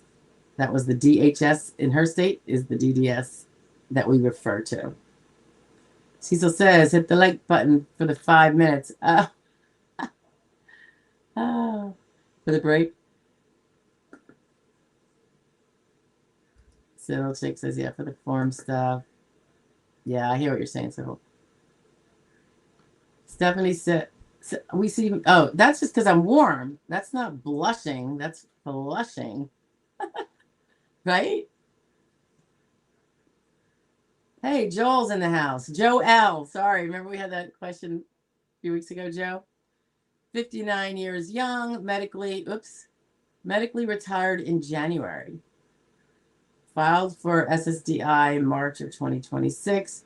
My application is still on step 1 at SSA online portal saying application is incomplete. Oh my God, we hear this all the time, even with our people. Has not changed in 1.5 months. Normal. You're in an office that is having troubles keeping up with applications right now. So it's inexcusable. But, you know, those are the kind of instances where I say call. If you have an attorney, ask them first, of course, but you can call and be like, hey, I know you got my application. It says incomplete. I'd like to know, because it says incomplete. It doesn't, and that could just mean they haven't done something because it's in queue waiting for someone to be able to work on it. I have those cases, and it is infuriating, Joe. One, we just contacted the congressman the other day because the lady should not have to wait any further. Get your shit together. And that's shit with a CH, guys, because I'm not cursing. Did I tell you that I'm on a challenge not to curse? I didn't really do it on here anyway. I used to use euphemisms, but my daughter has done it, so I thought, all right, I'm going to. I screw up all the time, and then I go, oops, sorry. But I do try, and it's amazing when you try that you really can do it. And I know my husband will say, but why would you even want to? It's a stress reliever. It means you're smarter. And I'm like, I get it, but you know, I can have other ways of perhaps relieving stress, like that physical therapy I'm going to 3 times a week. It's killing me. It's good. It is extremely arduous. I have to wait to walk out to my car because I'm very wobbly. Today was leg day, second leg day. So every week, you know, one of the 3 days is leg day. One of the days is, and the other ones you're using your legs too, but that's not the focus. I had a real hard time. I couldn't, the first week, I was like the stiffest old person in the world the next day. This week was a little better. So I'm like, ooh, see, that's progress. It's cool. There's a lot of 50-somethings in there. And 40s, but I mean, it's expensive. Although, you know what I thought about, guys? I know a lot of people are like, I can't go to PT anymore because the copays. Some people are paying like $45, $50 copays. That's a lot. You know, if you're supposed to go twice a week. This is less than that because it's semi-private. There's 4 to a group. Yeah. So it's way less than that. So it's expensive on a monthly basis. And I signed up for a year. I really committed, but I pay by the month. You could have paid for the whole year and saved even more money, but I was like, you know, I'll just have to put on a credit card, and I really don't want the debt. I'm trying to be debt-free, except for mortgage, and I just had to get into debt with a car. So, anywho. Okay. Yeah, I would feel comfortable, Joe, calling probably by the 1 month mark even for something like that. Once it gets to the DDS, if you're sitting around, that takes time to get an adjudicator assigned to you and stuff. I would probably go 2 months. I know that sounds pathetic, but that's just the way it is. And reasonable minds can definitely differ on that. So that's just my general, more laid back kind of. I don't like to try to poke the bears too much if we're going to need their help later. So I try to balance that a little bit. And then when I do have to do it because it's been excessive, I'm kind of like a big mama bear in my letters. Respectful, but, you know, a little firm and direct. Dolphin says, I think a bathroom break would be fine. Just post it on the screen. I don't know how to do that.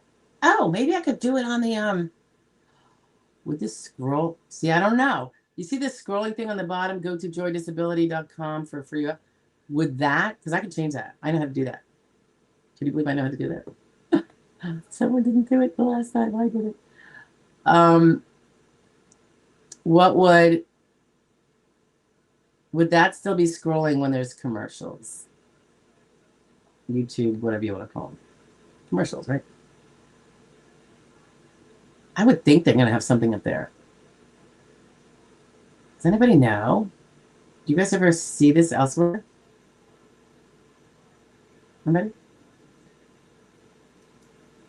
Kathy Clayton says bathroom break sounds like a good idea. Oh, look at all that positive feedback. I need to hear from the negative people, though, also. I can't imagine it would be universal. Kathy says, on the SSA site, is the amount listed on the Social Security site usually the correct amount or close to it? Is this your benefits letter, Kathy? Or is this your earnings statement with the estimate? And you have not prevailed in an application yet. And presumably you haven't filed either because they won't show you an estimate once you've filed. So where are you at? I could probably better answer that.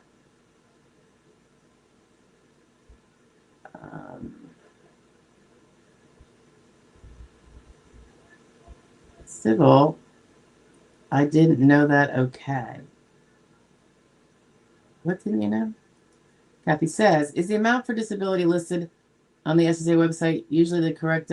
I think you're talking about when you're in your own account. And again, I got to know what document you're looking at. If you have not prevailed and you have not filed, then you can see your estimated amount if you were to be disabled today, which they haven't found you, and your retirement estimated amounts for like 62, 66, all those ages. But if you're talking about a benefits verification letter, that would mean you're already collecting, right? I'm not really sure where you're at. Hey, L Rule's in the house. Hey, back to you, L Rule, or I Rule. Oops, that's I Rule. I've been saying L Rule for the last week or two, right? I'm so sorry. Huh, I'm an idiot, I am. Sorry. Jen Me says, yes, next Thursday. Thank you for the hearing. Thank you for working that out with me. Thank you for your patience. Trying to, connect the dots. I was trying to see if I was missing anything. Onset date. Okay, onset date 6/30/19. And you picked that because prior to that was SGA, right? No SGA. Past November 19th. Of 2019, I mean. Last minute gig work, full time, 6+ months work since 14. Okay. Okay. And when's your DLI? That's going to tell you what that other question of like, what jobs are they going to consider of mine? Do you have a remote DLI? So then you go 5 years before that will be the window they're going to look at. Yeah, I'm definitely a little rosy, huh? That's the heat. So it was not flushing for hormonal reasons there, Sybil. It's because it's warm. Yeah. So no full-time since 2014, but you worked SGA on and off with the last time being in 2019 on I guess, at least a sustained basis. So it couldn't be a failed work attempt. And that's what you're dealing with, right? Christina Villarreal says, she's got a great name, doesn't she? Please don't forget to like, share, comment, and subscribe. You are always so nice to me, Christina. Cecil says, sorry about that autocorrect. If I help them get a permit and they get a review of their case. Oh, they have SSI. They have DAC now? Cecil? What all is required to prove they are still disabled? Oh, okay. So if they get a review of their case, which they're young, they invariably will, then there'll be the question about does the person drive? And that'll be a new answer, unless it's like a short form or something. What I would do if I was going to be super careful is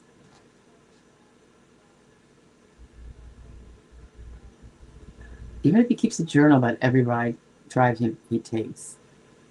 You said there's always going to be in a car. Like, does he even say I can't drive except back roads and a chaperone? Or is he saying I could do back roads myself without a chaperone, but anything in this, the bigger streets, I can't? I think it makes a difference. Because if it's something where the driving is such a big deal that he needs a chaperone every time. And that, I could definitely see that being something that could happen.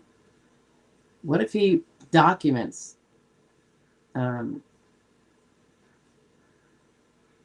or maybe tells his therapist, yeah, he has ongoing therapy, right? You're going to have, you know, continuing records of some kind.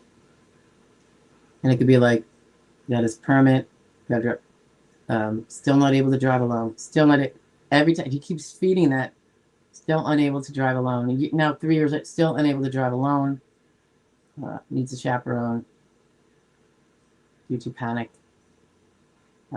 is still doing the back roads, the short distances. Like, if that was something that's recurring, I think that could almost strengthen the case. Like, he tried. He's trying. I mean, that's really good. And then he's showing that that anxiety is still so bad. He needs to have a chaperone. You know, he needs to have somebody with him to help navigate if the panic starts to come, or to take over the wheel, because it will invariably come. And it could be gets very nervous on more than one lane in each direction. Very traffic lights potentially cause panic or confusion, or can't make the decision on when to, like, you know, because that, you ever see those traffic lights with like, woo, all these kids, and some are going, but you gotta wait, but then you got, if you're going right, you can go, but, and if you're left, you can go. Like, so, they are pretty complicated. So I could definitely see someone with, you know, a different way of absorbing that information, you know, that's not the same, having grave difficulties with that. And I think there's a way to just keep it documented. Like, still not able to do traffic lights. Gonna try to work on a simple, you know, the plan over the next year is to try to work on a single traffic light in a country road. You know what I mean? To build that capacity, you know. So I think there's ways of keeping that documented. And particularly if the chaperone maybe keeps it running, they say both. He keeps a diary, the chaperone keeps a journal. You know what I mean? That's something that would be used later. Like, yeah, he's still not driving independently, and or frequently, and or long distance. Like, all of it, it's very limited. It's very structured. It's very laid out. You can't just hop in the car and go. I don't know. That's the way my mind is starting to go on that one. Cecil says, from what I was told, it only took one meeting with a therapist for them to put them on disability. The government didn't dispute. Ooh, wow. Huh. Was that like way back when he was 18? Or he's on SSI, right? Or then it switched to DAC, or by the time he filed, it was already DAC available. Happy Clayton says, made a copy before I filed. Cool. Ickmeyer's in the house. There are no commercials on Livestream. They just put up a little sign that's... No, there are. There are commercials on Livestream if you opt for them. I just won't do that, and I certainly won't let them plug them in.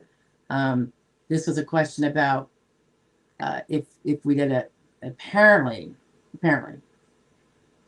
think there are options. I mean, unless you're I mean, if you're doing a lot of YouTube stuff, which I don't do much on the tech part, but my understanding was, and it could be wrong, that you can have a plan time out, unless that means like you shut it off and then you start it up again. Maybe that's what you're thinking of. But they said you can have those things in that time period because you don't want them elsewhere.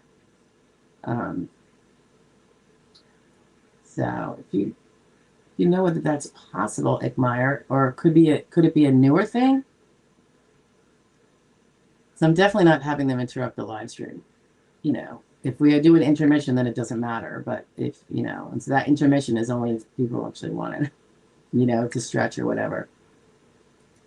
iRule says, thanks, you are welcome. Kathy says, on the SSA site, listed disability amount if you become disabled today also shows. Oh, so do you have a case pending, Kathy, or did you already prevail, or you haven't filed yet? Refresh me. Because if that is the case, that shouldn't even be there unless they've changed. And I always wondered why they took that, why they didn't let people see that. It was annoying once they filed. So that's what I would always say. I mean, even up until like a month ago, until we still say it, one of the things that people are supposed to do when we're, first going to come on board with somebody is, and they haven't filed, go download, even if they have filed, we say download your Social Security earnings statement. You still want to see the earnings, which are always available in there, but it was the estimate that it even says a thing that says, because you have a pending claim, we can't show you this. And that's where those estimates kind of disappear. And when people want to know, I'm like, get it before we file so you can see that. Iroh says, yeah, I fixed it. You're not the only one. Oh, what did I do? Oh, you're talking about the name? Is that what you're talking about? Iroh. Oh, Kathy, you're in the reconsideration stage and they're letting you see that? That is the first I've heard of that at all. So I'm curious if it changed. Maybe you guys should all go and try to see if you can. Now, what is the document called, Kathy? Is it the earnings statement where those estimates used to lie, or is there a whole nother page? That's exciting. I mean, I always kind of wondered, like, so what if they have a pending claim? You can still figure it out from today. What's in their earnings record? It's just a math calculation. What is their estimated if they became disabled today? There is no reason why they should be able to, they could have a disclaimer. That's fascinating, though. That's really cool because you're in the reconsideration stage and you're able to visualize that. I don't know if something's changed or they just did a glitch with you. That's interesting. T. Cash says, my sister who is disabled has been on SSD party. I don't know what the party part is called. Is she just got a letter stating her next check will be 0? Oh. Is this because she's turning 65? No. There was no explanation at all. And you said she's on SSD and not SSI? Does someone take care of her mail for her? Does she need someone to take care of her mail for her? Because there would have been a letter saying, if it was like, we find that you work too much and we think you're not disabled anymore. If you disagree, let's talk about it, appeal, whatever. And then if it was SSI, it could be, we found that you were working or you had, you could have minimal work income, but we have to,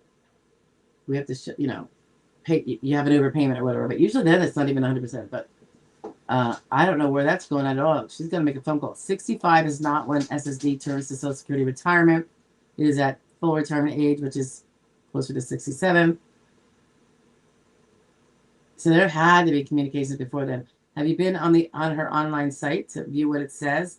I would be on the horn with the SSA if I ever got a letter that says your next check is 0. If I was disabled. Because there is no, like, you get notice so you can, do what you got to do. Appeal, get your evidence. I didn't work. Not that much. The Social Security statement. It probably says the word earnings in that title, does it, Kathy? So that would be the same original document as always. I'm just fascinated that you can get in there and see it. That's very cool. I don't know if it's changed, though, or if it's just a glitch. Ardade says, hi, Ardade. I don't think we've met. Hey, I texted you a week ago, and I believe I won my SSDI case pro se. Woo! I have a workers' comp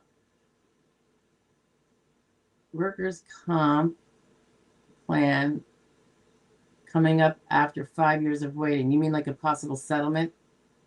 How would that affect my SSDI claim? Okay, so quick synopsis on workers' comp potential interplay with SSA, SSD. Shouldn't be SSR. There's something called the 80% rule. I do not practice workers' comp. I never hope to. I always shuffle that off elsewhere. And so I only know the little part about this because I deliberately choose not to learn more. I don't like it. But anyway, there's something called the 80% rule. If for any given month, if the money's attributable from SSD plus the money's attributable from workers' comp for that month, even if you got it before or after, what month did it? Because remember, both those programs go, month by month. You're not getting paid. Everything you get paid is like related to something in a time frame. The weeks for workers' comp, and then the month, and the same with SSD by the month. So for whatever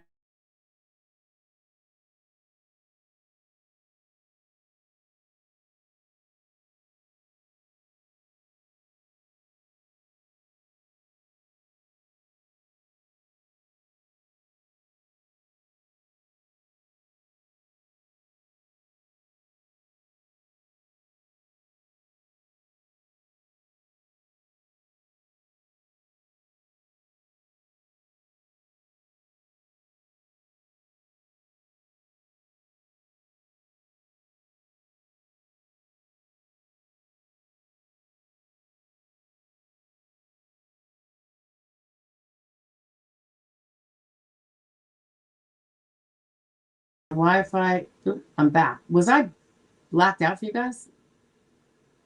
What is it? Is the Wi-Fi having heat stroke because of the heat up here? Pennsylvania is very hot right now. Going back to the workers' comp. So 80% rule.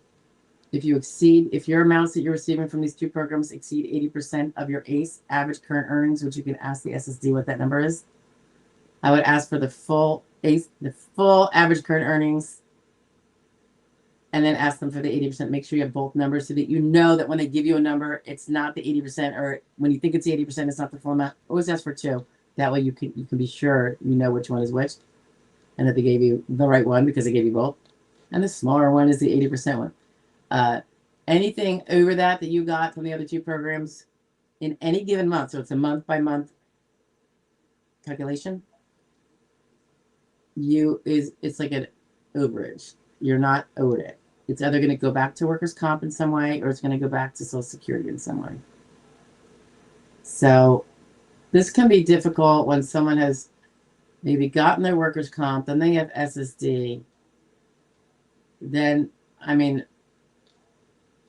they get their SSD, but now they have to pay back the SSD back benefits, but it can apply prospectively too. Depends how your case is going.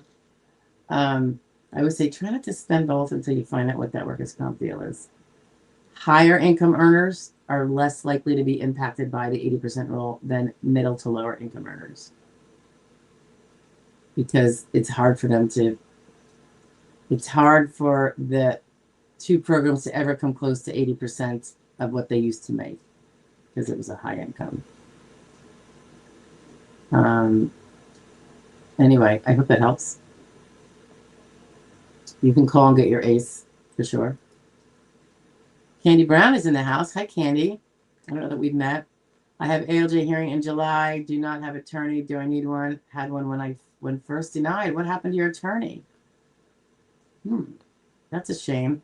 I always think you want to have one, but oops. Unless you know everything you're doing and you can do all the things he would tell you, But it's really up to you. But sometimes they're hard to get at this late stage, so you might be on your own, but you can try if that's what you want to do. I'm curious what happened to the first one. Jemmy says, yes, you didn't remember the exact last dates in 2019. I didn't remember the last dates in 2019. Pardon me, I'm just reaching for my water. But I've already told them that there was some UWA, okay.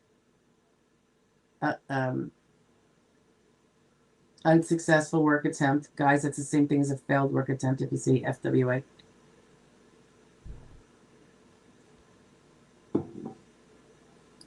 Because I crossed, I don't know what that means, to my therapist a few times. Took a month long break. Oh, gotcha. So the UWAs, the unsuccessful work attempts, would have given you an opportunity to assert an earlier alleged onset date, potentially earlier than that, June of 19. I mean, that is something before you're having, you're kind of the eve of hearing now. This probably won't work for you now, but sometimes those things don't arise. We don't even know about them until it's close to hearing. Not this close, but because we'll get something like the detailed earnings report that we don't have any access to until the Office of Hearings Operations produces it and puts it in the file. So the SSA never puts it in, the OHO does. And sometimes that'll crop up stuff and you'll see work that nobody knew about or mentioned. But it might be cause for adjusting figuring out there was actually 3 jobs that made up that amount, and there was 2 months in between this job and this job. That last one could be an unsuccessful work attempt. And then we'll say, can we do an amended onset, Judge? Because blah, blah, blah. Assuming we have the medical records that would suggest that it could happen. You never know if they're going to find out that way, but you don't want to assert it if it's not reasonable. Like if you know you didn't treat it all, I'm talking to everybody else, not you, Jimmy. Then why are you putting that date? It's probably not gonna work.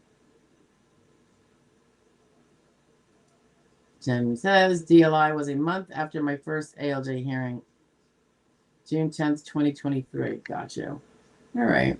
So you have all those records between 29. You got like 4 years worth of records that are able to be considered to prove the actual onset. The stuff before then, the old stuff is historical, not unimportant, but not any that can be relied upon in and of themselves. That's more like the crumbs on top of it to help build that cake of getting that award. Our Dade says also my claim is at the process center, and they said this is the fastest they've ever seen. They can't give me amount of payment yet. Huh. Let me just see.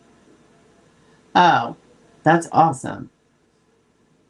That's awesome. I'm glad you went quickly.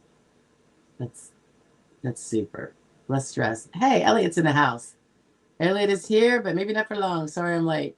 No worries. Hope you're doing well, Elliot.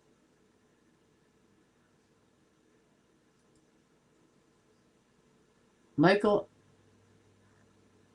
Oath out. Michael.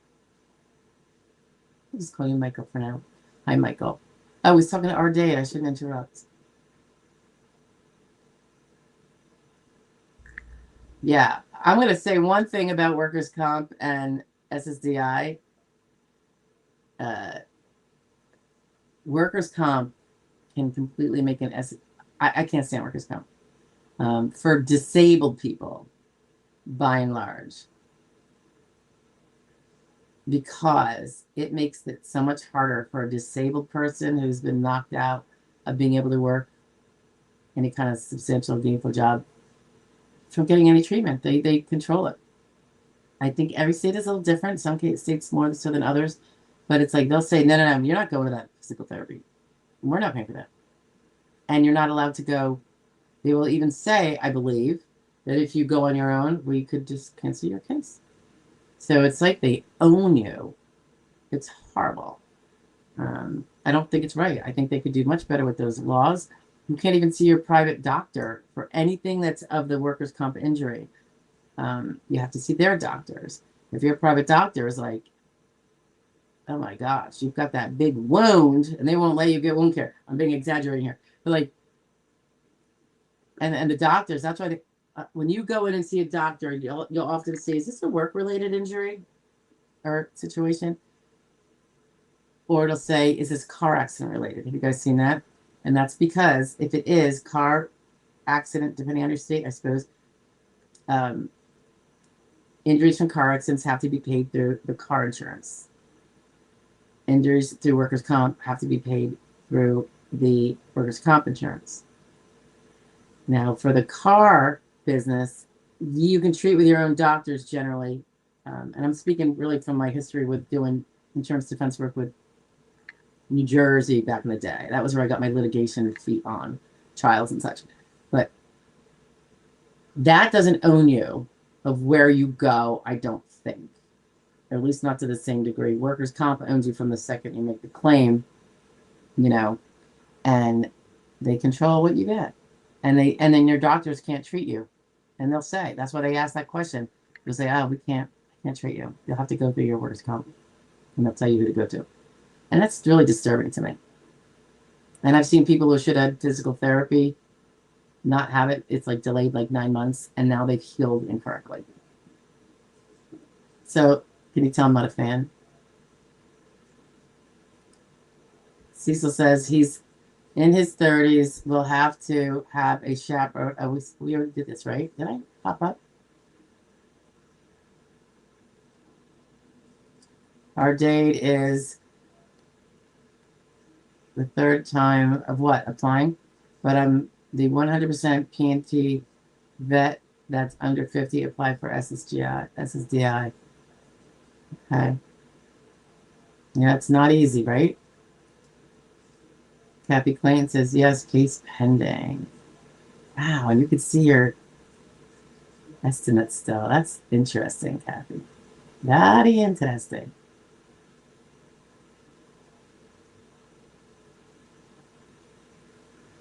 Oh, it's not there, but you made a cut. So you're talking about your old estimate. Yeah, not new. Okay, before you applied, is that what you're saying? Okay. Let's see. All right, so Cecil's talking about a young person with autism and other significant disabilities, was diagnosed at 3 years old, saw one therapist at 16 or 18, I believe, and they put him on disability from his deceased dad. So he had to have treating providers before then. You know, like if he had severe problems, he would have been having treating providers, right? So there's got to be more. Yes. All right. So I'm sorry. So we were miscommunicating, Kathy. I thought you were saying you could still see it. And I'm like, no, wow, that's so cool. Maybe they're changing it. Yeah, you got to get it before you click the trigger for applying, guys, if you want to get your estimate of what your benefit will be. Otherwise, it will disappear. You can always get your earnings, though. That part of that report will always be available. So that's really important, particularly if you need to know your DLI. Is there anything else I need to tell them to have besides a journal in case there is a review? I don't know. Oh, I would have to think long and hard on it. It's not something that necessarily pops in my head. I was just thinking out loud when we were talking about this. In case there's a review, I don't know if they have the old paperwork. Their house got broken into and destroyed. Ooh, that is tough.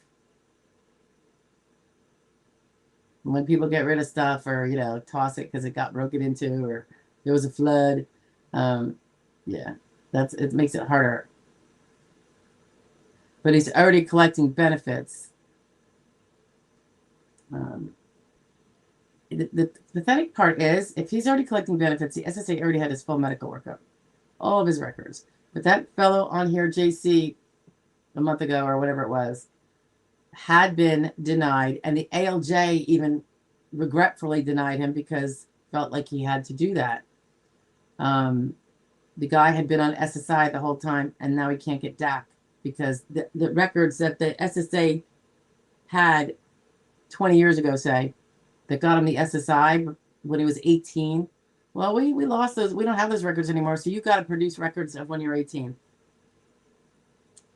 The fact that they found him disabled should have just covered it. Res judicata, collateral estoppel, you name it. And that's what I got to look up because I know there was a recent ruling in the last several months about collateral estoppel, and I think there was a better recognition of it. And it just is so unfair. It is so unfair that this person has to remain on SSI when his parent paid for DAC, and he would be eligible for DAC, by proof-wise. Cecil says, oops. Yeah. Sorry, Cecil, I was about to repeat your question. Michael says, I got an overpayment letter for being over SGA, but I have filed an appeal and have provided with a second copy of pay stubs, all earmarked when they messed up. What are my chances of winning? If you did not work SGA and your pay stubs prove it, I think you have a very good chance of winning. Often not at the field office level, though. Sometimes I'd say oftentimes you have to go all the way to ALJ because they just don't pay attention so much down there. It's pathetic. But then you just continue and go to the ALJ and have your stuff organized and respectful. And by the time you get to ALJ, you're going to want to get the file. The OHO can give it to you, certainly by then. Because what was it that they were relying on that made them think you were SGI? Like, you're thinking it was your pay stubs and you're showing them, but it wasn't. What if they had some other reportings that you earned money at a second job and that put you over? That's what you're going to want to make sure you know so you can then prove that that wasn't true. T Cash says, yes, my sister is on SSDI for 40 years, and when I log into her portal, it doesn't say anything about the letter. It still says active. Could this letter have been a scam? Well, scams do, but I don't know what they have to gain from it. Do they say, go to this link? You got to call the SSA. Are you her rep payee? If not, then you keep her with you and you both call together. You need to find that out. You need to find out. Because the portal messaging is not necessarily up to date. Sometimes it's outdated and things have changed since. So get on it right away. T-Cash would be my recommendation. Oh, John Lentieri in the house. Quick question. How long is the wait time after your mental health evaluation? Hi, John. Nice to see you.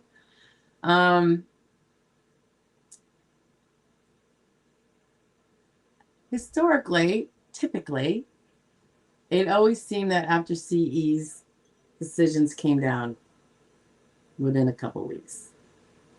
You see variations sometimes now. If something big medically gets advised to the adjudicator, like, but wait, there's a surgery. Then they might be like, okay, now we got to wait because we want to see what's going on.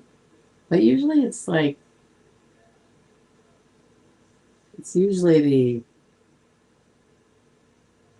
sign that it's the end. Because remember, they only do the CE after they've learned that there's not enough evidence. Like if it's a mental C, there's not enough treating records to define what those mental limitations are.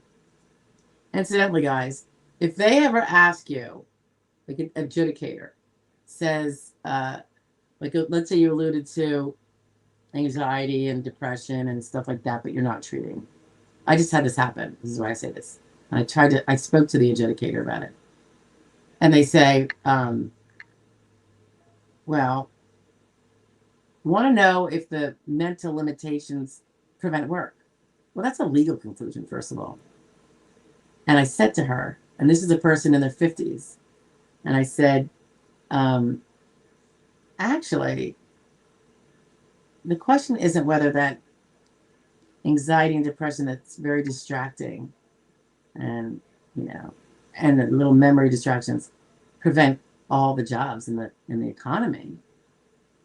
I'm like, it's whether or not it contributes to taking away some of them or her prior job. So if her prior job was skilled, which it was, then that, with those alleged concentration and focus problems, could she still do that brain surgery on a dime? She might be able to do a million other jobs, but could she do that one? And the reason why that's important is because it's someone in their 50.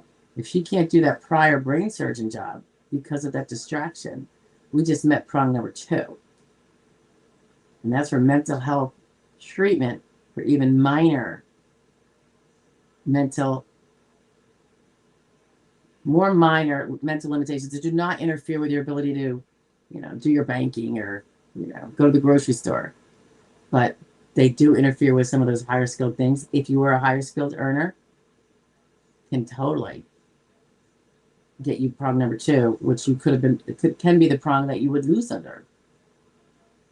So those CE, I wanted to bring that up because if they ask you, does it prevent work?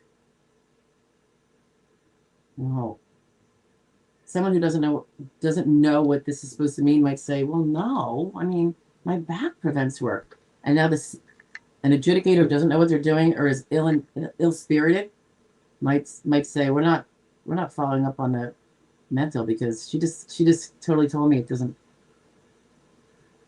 affect work. Well, no, depends what your definition of work is. It's really 12,000 jobs. And I'm sure that affects some of those jobs, like that brain surgeon job, right? Another example of that just happened last week. Something that happened, this is now a couple years ago, but it was a hearing impairment. And the adjudicator had called my client directly, which is a no-no to me. And that gets my feathers ruffled and my mama bear comes out. So I reached out to the adjudicator and I told her firmly but calmly, as per my intake letters, you're not to call my client directly. You go through me. Well, it was about the hearing. Oh, I know what it was about. I said, you know from the audiology report that the hearing is reduced. Or that there were complaints of hearing, and maybe she needs an audiology. And she said, and I think she had asked the client this, and the client had told me this. Well, did the hearing stop your prior job? Did it stop you from working?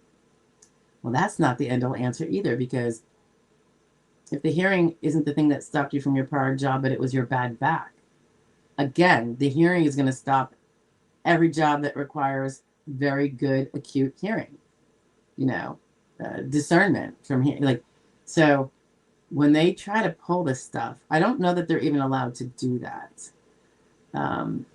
Maybe it's because she wants to rush through the case faster, get it off to the next step. So that's one less in her quicker. I don't know. But this is why I'm always like, if you have an attorney, the attorney should be taking those calls, And I always say to my people, let it go to voicemail. Don't ever answer the phone for the SSA or the DDS or even the OHO. Leave them get me the message and I'll call them. And it's not actually overwhelming to do from my point of view because they don't do that often. A lot of times they'll call and not leave a message. And I'm like, that's interesting. Why don't they leave her a message? Oh, because they wanted to get her and get stuff from her out of her mouth, which is always so twisted and convoluted and confusing. And they can ask it in a way that will get the wrong answer. It'll get an answer that will lead them to a bad result. Not all adjudicators do this. I don't think it's right. And particularly if the lawyer said, you're not to call my client without my permission. And then my permission's always no.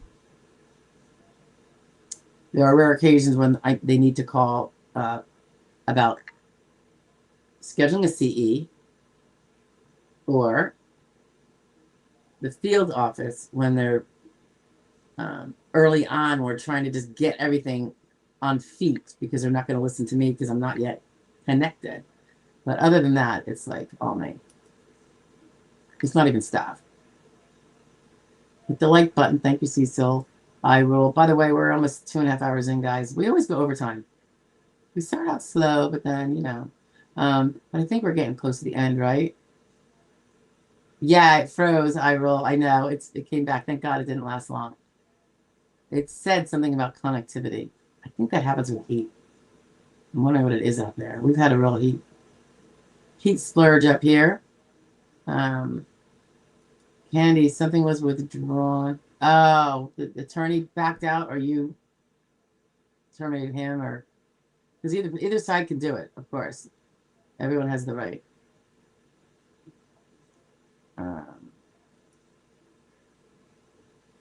ML Calloway, 1929. Hi, Calloway. I'm 58. Oh my goodness. Is this like a birthday party for 58-year-olds? Like everybody's 58 today. Not everybody, I know, but a lot of us. You gotta admit, I've seen more 58-year-olds today than anyway, happy 58 years. Me too. I'm soon to be 59.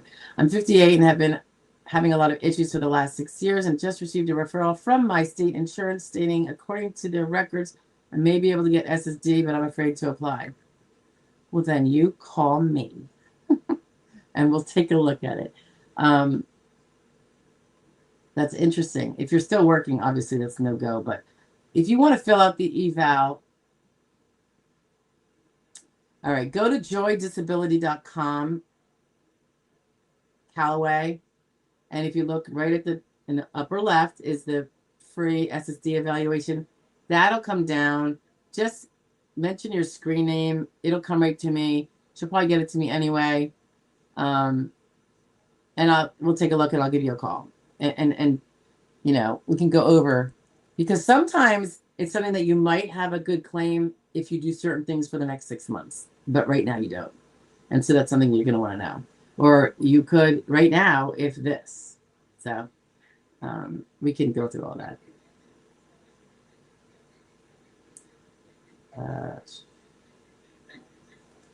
Okay, well, SSA would not have any account of my earnings unless I reported it. Yes, if you evade taxes, they're not going to know unless you get in trouble for it.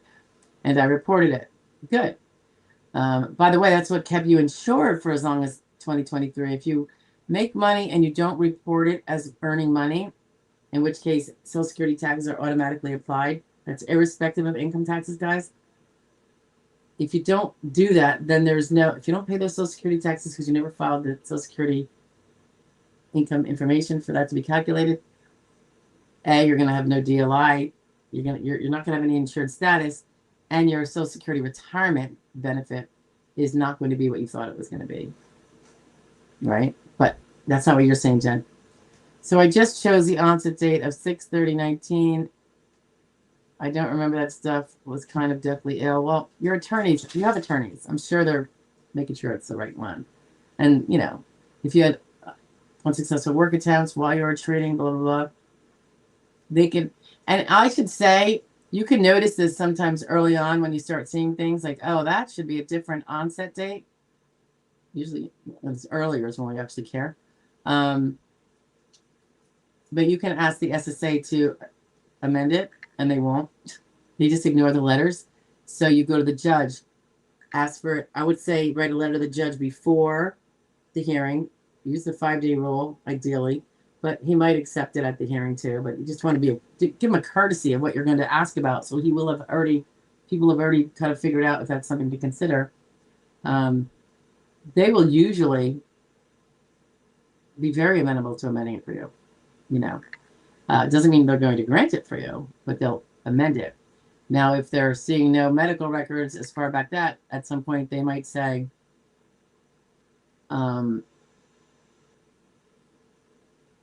you know, counsel, have you talked to your client about actually amending it into the future? And I'll say, if I have, I'll say, yes, in fact, I have. But if I've done that, I sometimes often do that in advance too. We will amend to the future, which means less back benefits are possible. But if we know those back benefits were going to be awarded anyway, you know, why not make it closer to something he could fully favorably award versus something you know he cannot? And it's going to have to be either a denial or a partially favorable. So, but you know, you could bring that up at hearing if it should be earlier. I'm assuming your attorneys already have that under wraps. Hey, Rain Gal's in the house. Hi, Rain Gal. Nice to see you again. Late to join, but wanted to say hi. I appreciate that. Always say hi if you guys are visiting, because then I see it and it warms my heart. And yeah. And when we have those occasional, I don't know what they're called, perks that go to people who showed up, this is the only way we know if you showed up. So it doesn't work if you're just voyeuring, which is fine. But not that the perks are anything huge, but you know what I'm saying. Our Jade says, I'm going to likely get my SSDI first before I get my workers' comp.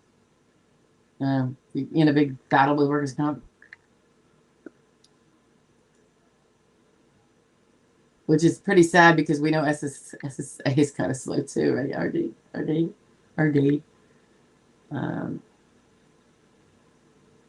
Yeah, DG's in the house.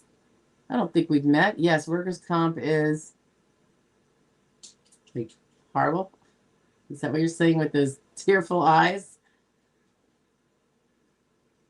Yeah, right, DG? It's almost like if you're going to get hurt, it's better to be hurt in a car accident because you have more control. And then you can also sue for, if it's not your fault anyway, for the damages. But if you're hurt at work, you can't sue your employer because they give you the sweet blessings of kissing their butt for workers' comp payments. Sorry. Can you tell I'm getting tired? It's 3:30. Jen's talking to Candy. All right. Also late to the party. Oh, Willie's in the house. Also late to the party. Hope everyone is well. Yeah, check your portal, Willie. I rules. So. Oh, no worries. Sorry about that. Just trying to clarify. Oh, no worries at all. My brain is full though. But that's the first thing that came to my head when I was talking about maybe log that stuff going forward in preparation for down the road.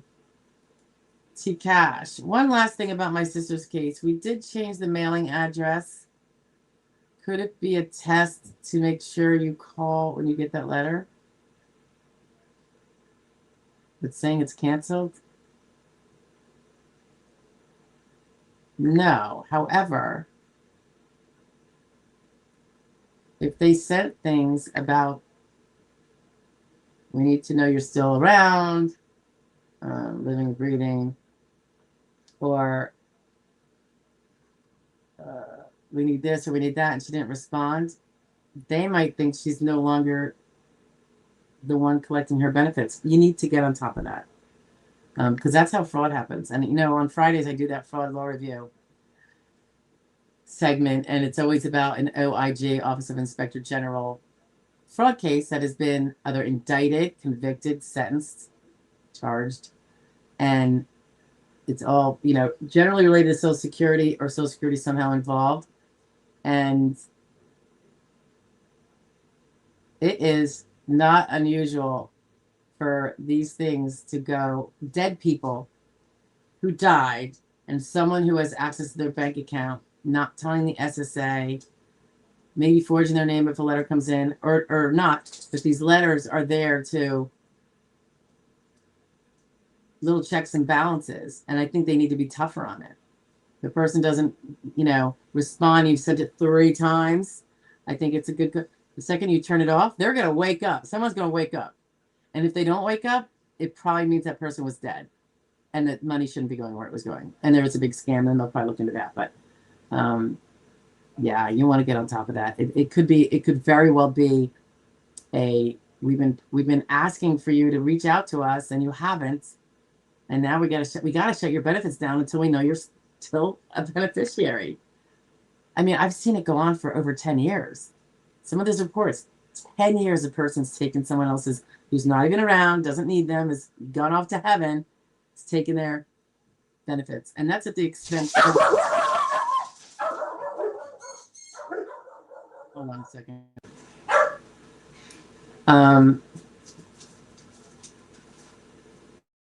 It was my daughter calling, but I don't think it's... I think she's pulling in. But we're going to get off of here soon, so... yeah, go check that out, T-Cash, because it could be something just like that. Michael says, I have copies of the actual places where they claimed over SGA due to paychecks, but they didn't deduct for vacation and holiday pay. They also overlapped my stubs, and I pointed it all out. All right, well, do your homework on what can be subtracted and what isn't, okay? Because some of that might not fly. Let's see. Stacy says, would SSI make an appointment for my daughter to get auxiliary benefits if her dad has not been approved yet? I don't think so. Does an appointment mean approved? I would think so. That sounds like very promising. It's not SSI, by the way. There is no child auxiliary benefits for SSI. You mean SSD, Social Security Disability, or SSDI, same thing as SSD, or SSR, Social Security Retirement. Okay? I just gotta look at something real quick.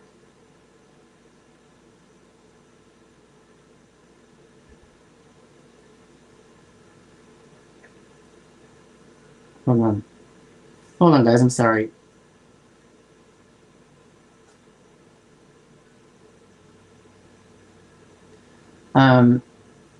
Yeah, that's a really good sign. No, they don't want to spend time on you if someone hasn't already won that child could get auxiliary benefits from. So that's a very good sign, Stacy. Michael says they actually sent a letter preceding the SGA ruling that explained exactly where they felt I was over, but they didn't do deductions. Go get your rules on what deductions are allowed. Okay? Make sure you have those rules in hand and that they apply. All right? So go get the actual rule. It's a Social Security ruling or the Code of Federal Regulations section. Also, if her dad owes $20,000 to child support, will they take all his back pay? I hate to say it, but they should. And or a chunk of his new stuff. So there is supposed to be things they do. Can you repeat that? Repeat what, KJ? There's actually something called replays, so feel free to listen to the replay once we get it out. You're welcome, John. Jen says, I've definitely already considered this partially fave thing and made sure that any new conditions in the past few years are connected directly to my original case conditions because they are. Yes, that's always good. Because remember, it's not just the current stuff is still important because you don't just have to, you don't stop it. Was she disabled before her DLI? Then you have to show it continued as shown by the medical evidence up to the present. So it doesn't stop. Sybil says, I got squished by a backhoe. Oh, it got treated as a car accident, not work-related. Ooh, that's good. Well, it's good that it was not work-related. Wow. I hope it was a big company with a deep pocket. Just kidding. Well, not really. Jen Me says, I'm not playing their games. I will only leave this process with my full back pay because that is what it warranted. Okay, well, you could say that. I'm just saying this universally. What you're saying probably is, I'm not going to quit if there is an avenue for this. So I will appeal to federal district court if I have to. What are you going to do if you get denied at federal district court? I will only leave this. The process will end one way or another. So it won't even be you're in the process, even though you're saying, I'm still in the process because I'm not leaving. Well, there is no process. So, you know what I mean? One way or the other. You could, I would think long and hard if you win an award of SSD. I would be very, and you can talk to your lawyers about this. They'll talk to you about this. If you win a partially favorable, and they say the evidence just didn't add up until here or whatever, particularly when you were able to work SGA up until a few years ago, just think long and hard, because if you appeal that without a surefire, like you didn't even have an age bracket change or anything like that, they can open up your entire case and flip it and deny you. And then, of course, you can appeal again to appeals council and federal district court. But just telling. So if you want the headache to continue because those extra bucks are the end all be all, then maybe you'll do that. If it goes south, and I think let's keep our fingers crossed that this goes perfectly fine for you, or goes sideways and partially favorable, but you're not happy with that, just remember that your choices have consequences and risks. So, I'm just urging you to, some people, particularly if it's been a very stressful process, so if it's been stressful for you, sometimes they're like, I don't have a surefire win and I can't take the stress anymore. And I think our stress health is more important than the money. I'm not saying it's fair. We all know what we think our evidence showed, believe me, I totally get that. But there's more to Jen than just that. You know, Jen has far more value than those, you know. And so sometimes we have to make choices. So just consider that when you know, if something doesn't go exactly as you want it.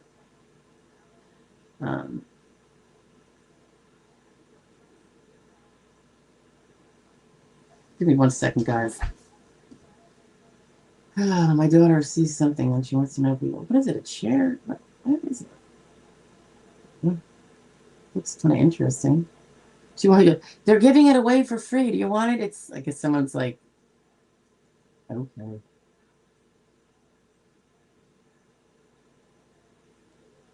I'll make it regardless. She said, good. I don't even know what it is. I'm looking at it. Like, is that a shelf or is that a chair with a top? I don't even know. This is from this little picture. Stacy says, oh, this is so sweet. Thank you so much. You show your show and your, I love your show and your wisdom. That's very kind. That's so sweet.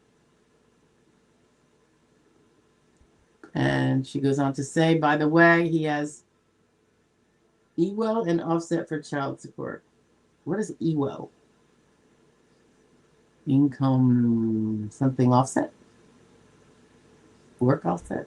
Income.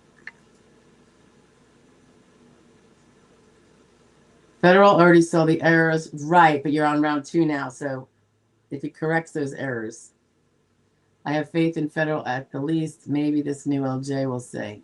Fingers crossed for you, Jen. Sybil, I continued working for 6 months after cochlear implant.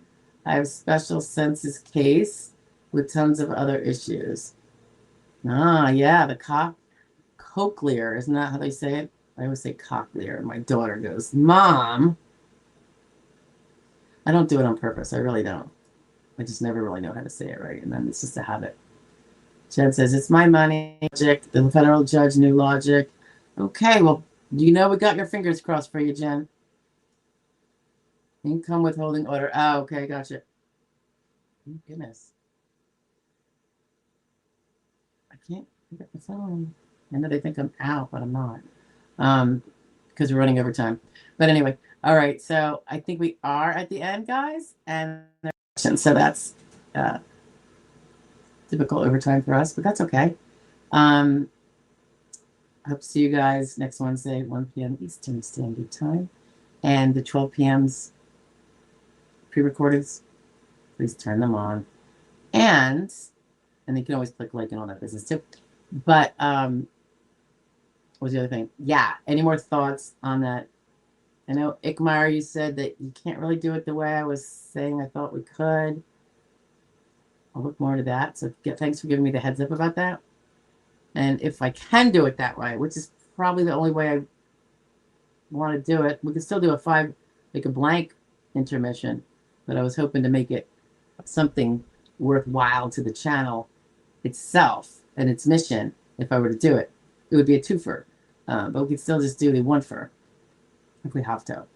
Hi, Sherry Romero. We're closing out, Sherry, but it's good to see you, and thanks for saying hi. Danny and Sybil. Have a great week, guys. Yeah, so 12 o'clock dailies, 1 p.m. every Wednesday Eastern Standard Time. Be there or be square. And thanks for supporting the channel, guys. If you have any questions at any time, you know to put them under any video. Any of the, gosh, 1,500 of them or something nowadays. I will see them and I will get to them. So if it's a question I can answer, I will definitely do that. If not, if it's just a statement, I'll like it or heart it. And if it's something worthy of a video that I think it would be suitable for a video, I will absolutely make a video. All right. Thanks, guys. Have a great one. Be safe.